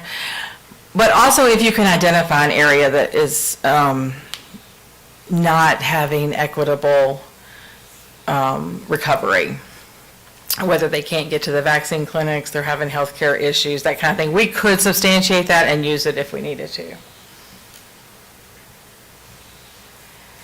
So I went through the calculation, and lucky for us, the amount of money they allow us is 4.1% in growth, which we don't normally see in our revenue. So we have a revenue loss for December 30th, 2020, $718,000. This money can be used to pay for anything that you normally would have paid for in your budget, like your current CIP, your regular infrastructure, that kind of thing. That opens up some flexibility with the money. And I'll do another calculation for December 2021 and on forward. Premium pay for essential workers, which equals no more than $13 per hour and no more than $25,000 for total. Premium essential workers has been expanded, so it counts more of your behavioral health, your sanitation, plus your public safety, plus your DSS. It's much broader than it used to be. You could issue a grant to a grocery store because those workers are considered essential now. It's really the intent was to help those that didn't get help the first time around, but were out there working all the time. And the last category is water and sewer and broadband. I will be getting with Mr. Hopkins about his projects, but we have committed $1 million to the Service Authority already. We anticipate, but we do not have this number yet, $3.1 million for broadband to match with that VATI grant. I think we will have it for the August, we were going to do that again at the end of August, right? They were going to shoot for 3 August to give us that number. Yeah, but I don't think we would have it for the meeting. I think we were shooting for 17, I don't know. Anyway, we'll see what we get. We'll see when we get, we just don't have that yet. So that is all that we have that we know of, and there's $2 million that have to meet in these eligible expenses. And we have until December 2024 to obligate it and 2026 to spend it. So, December 24. All right. yeah. Still got it. You got a lot of time. It's just, I think your broadband piece is going to be your biggest piece, that you may have obligated it maybe in the summer of 2024, the balance, and you need more time. You'll have plenty of time to pay it out. You just have to be under contract. Ms. Tucker, you asked, I believe, about how much the schools were going to get? I think you asked. I did. The estimate is about 7.1 million. 7.1 million? Million. Million. Million, mhm. So, More than what we're receiving. What are the restrictions on that? Well, it should be the same, but when I was told that they were going to use it for like the auditorium and some other things, some of the things didn't jive with what I thought, but it's very early in the stages. The Board of Education said that it would cover all the projects they wanted to do. oh, wow. That'd be good. So will that be one lump sum or spread out over time? The schools have to apply for reimbursement. Like, they don't get theirs on the front end, they have to go at the back end. They had to do that with CARES Act too. I think it's very backwards for them. Yeah, I think Dr. Arnold can obviously speak to this more next month. Yeah. I believe a certain percentage of that funding has to be used directly towards the educational Yes. initiatives, and the remainder could be used for CIP. Yeah, I think but it's definitely heavily controlled by the Board of Education, and they are not just handed a lump sum to just go forward like we are. All right, well, just as a question, let's say that we had some left over and the school had committed to, say, a parking lot or something up there at the baseball field. Would our funds be able to be used in part to fund any of that? We could get creative. Whether it's the auditorium or whatever. We could fund their educational expenses. All right. That they could move, then they can move their money out. There's some educational things that qualify under public health needs that we could trade out. The list is like 14 pages long, so I tried to minimize it for you guys. I will answer any, pie in the sky question as far as like what you might want to try to do with it, if it would work or not. I have another meeting Thursday with our finance group, so I'm sure we'll hear some more updates on that as well. Mr. Martin? Ms. Wilkes, you mentioned earlier about the possibility of using it for parks.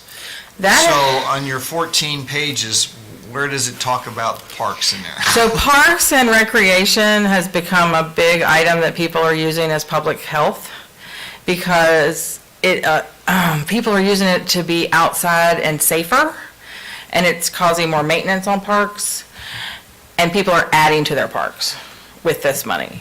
I want to say one state, I heard it's like 50 million that they're putting into their state parks. And I believe that the state of Virginia is going to put a good chunk into their state parks. But I can wholeheartedly support most any park expansion, renovation, that type of thing that allows the citizens to get outside and be safe. Kind of like the boat ramp. So, a couple of questions. I believe in the last round of funding, which was CARES Act, we had to give, didn't we have to funnel a certain percentage of that to the town? Yes, and we do not have to do that. You don't have to do that with us? Okay, that's good. So, I think we'll know more next month about broadband, right, and the costs that might be involved with that. But I know there's several large ticket items that are going to be looming in our CIP, possibly schools, which we just kind of talked about that a little bit. There's fire and EMS apparatus that are out there, and we know how expensive those are. So I'm just thinking we should try and be creative in our thinking as we move forward. And we might not be able to, but. So maybe give us direction that the staff, the idea was brought up that maybe we would all, as department heads, get together, go through our CIP and other ideas and put them together, create a presentation for you guys as far as what we think we can be funded and how, because there's some things you can't fund directly from the ARPA, but you could do it with that revenue loss. And that way we encompass everyone and make sure we don't miss anything that we don't know about, and then that gives you all a list to choose from. So, all of this is sort of coming together in August. If we can hear from Firefly on what they would expect from us, we'll pull the staff together, and what we want to do as a staff is give you our priority of, there's going to be way more than $2 million worth of projects, and we'll rank those and then let you all choose. But also in August, you'll have your retreat, and so you'll be able to discuss it there too. You'll have the EDA presenting also. So all of this is kind of coming together at just the right time for us. So there's nothing that you need from us tonight, correct? It's just No, I just kind of want to let y'all know where we were and to start thinking about if there were projects out there that you all think about that you want to let me know, and I can put them on the list and bring them to our group for discussion. And then I think we'll come back the 17th, because then we'll have the number from Firefly and all the information. And then you'll have that before you go to your retreat as well. So that will be helpful. But I want to keep you guys in the, try to bring it back to you once a month or so, because it's always changing. So the county's got their own pot of money this time. We didn't have to wait for the state to give it to us. We have to deal straight with the federal government this time, so. Okay. And so the towns are what they call a non-entitlement unit, and they had to figure out a formula at the state level for them. Well, thank you, Stacy. You're welcome. Mr. Bryan, we're keeping you late tonight. Scottish Inn?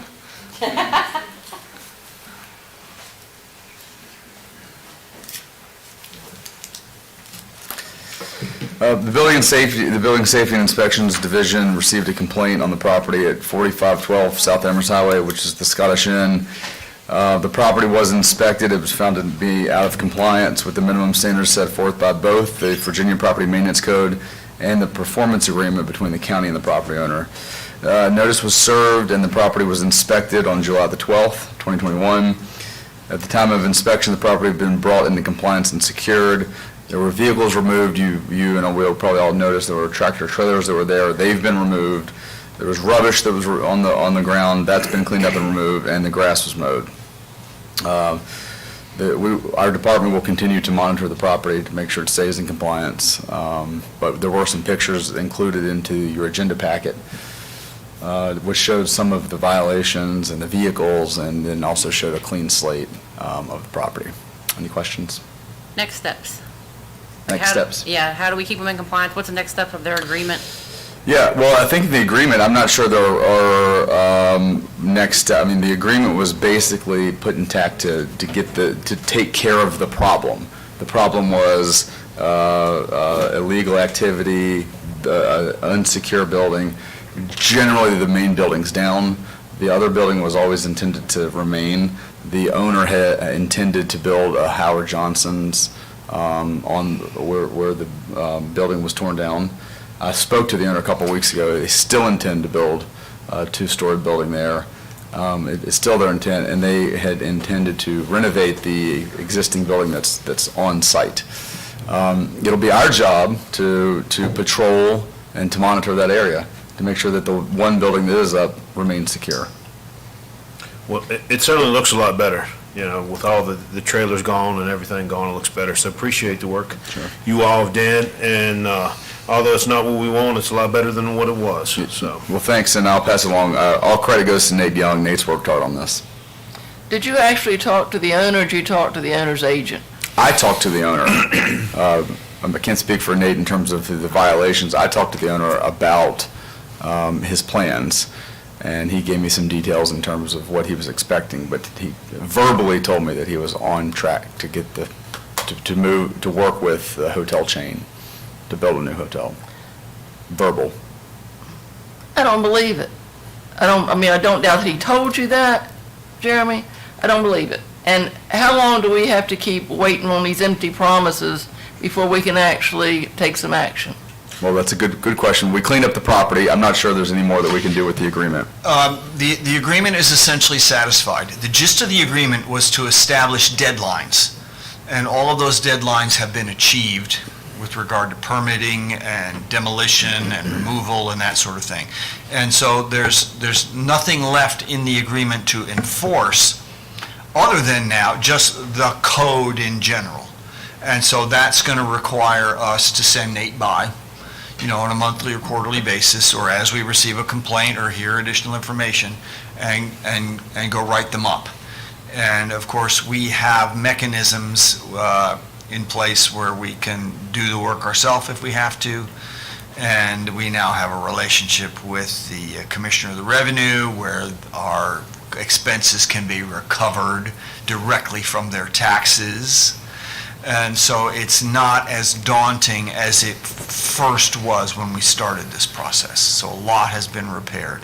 But at this point, it's just getting them to pay attention as they direct their efforts elsewhere. They're still waiting on Wyndham. They are still connected to Wyndham. I think the hospitality industry is struggling to come back, and he's got to get his finances in a state where he can begin building again. But meanwhile, it's a property that simply has to stay cleaned up. Any other questions for Mr. Bryant? Well, thank you, sir. At this time, we're back to citizen comments. Is there anyone here wishing to address the board? Seeing and hearing none, we will close citizen comments and move on to matters from the members of the board. Ms. Tucker? Let's see, Mr. Martin took my one. The only other thing I wanted to bring up was Jimmy and I had a meeting with the Amherst Rescue Squad on next steps. There's going to have to be further meetings. I don't know that we have a plan of action yet. Anyway, just putting that on everybody's radar. Anything else you want to say? Anything else, Ms. Tucker? You got anything else? No, that's it. Mr. Ayers? No, ma'am. Mr. Martin? Yeah, so last week I asked Mr. Rogers and Mr. Bryant to look at the site on 29 South where we approved the truck kind of storage yard. Seems that it was out of compliance. Mr. Bryant went up and gave them a notice to comply, I believe. Are you talking about the property up here near Clifford, or in between Amherst and Clifford? Believe they had some violations. They were given 15 days. Mr. Popovich, so if they don't comply, can we revoke that SUP?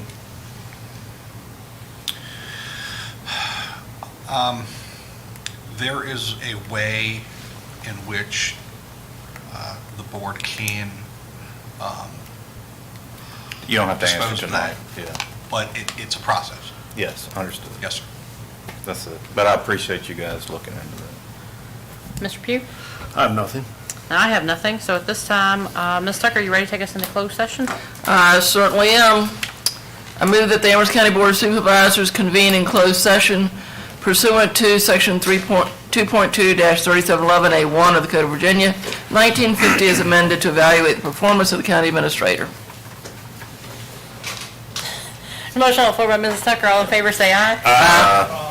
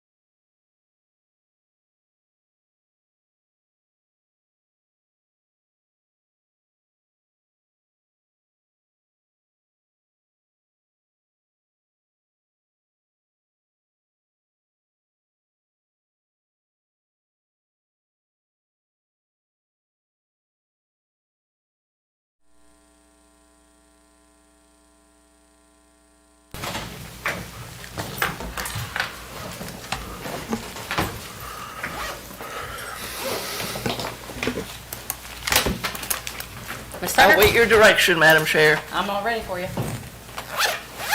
I move that the Amherst County Board of Supervisors come out of closed session. Motion on the floor by Mrs. Tucker. All in favor, say aye. Aye. Any opposed? Motion carries. I move that the Amherst County Board of Supervisors certify by a recorded vote that to the best of each board member's knowledge, only public business matters lawfully exempted from the open meeting requirements of the Virginia Freedom of Information Act and identified in the motion authorized in the closed session were heard, discussed, or considered in the closed session. Ms. Tucker? Aye. Mr. Ayers? Aye. Mr. Martin? Aye. Mr. Pugh? Aye. Myself? Aye. Is there a motion to adjourn? So moved, Madam Chair. Motion on the floor by Mr. Ayers. All in favor, say aye. Aye. Any opposed? Meeting adjourned.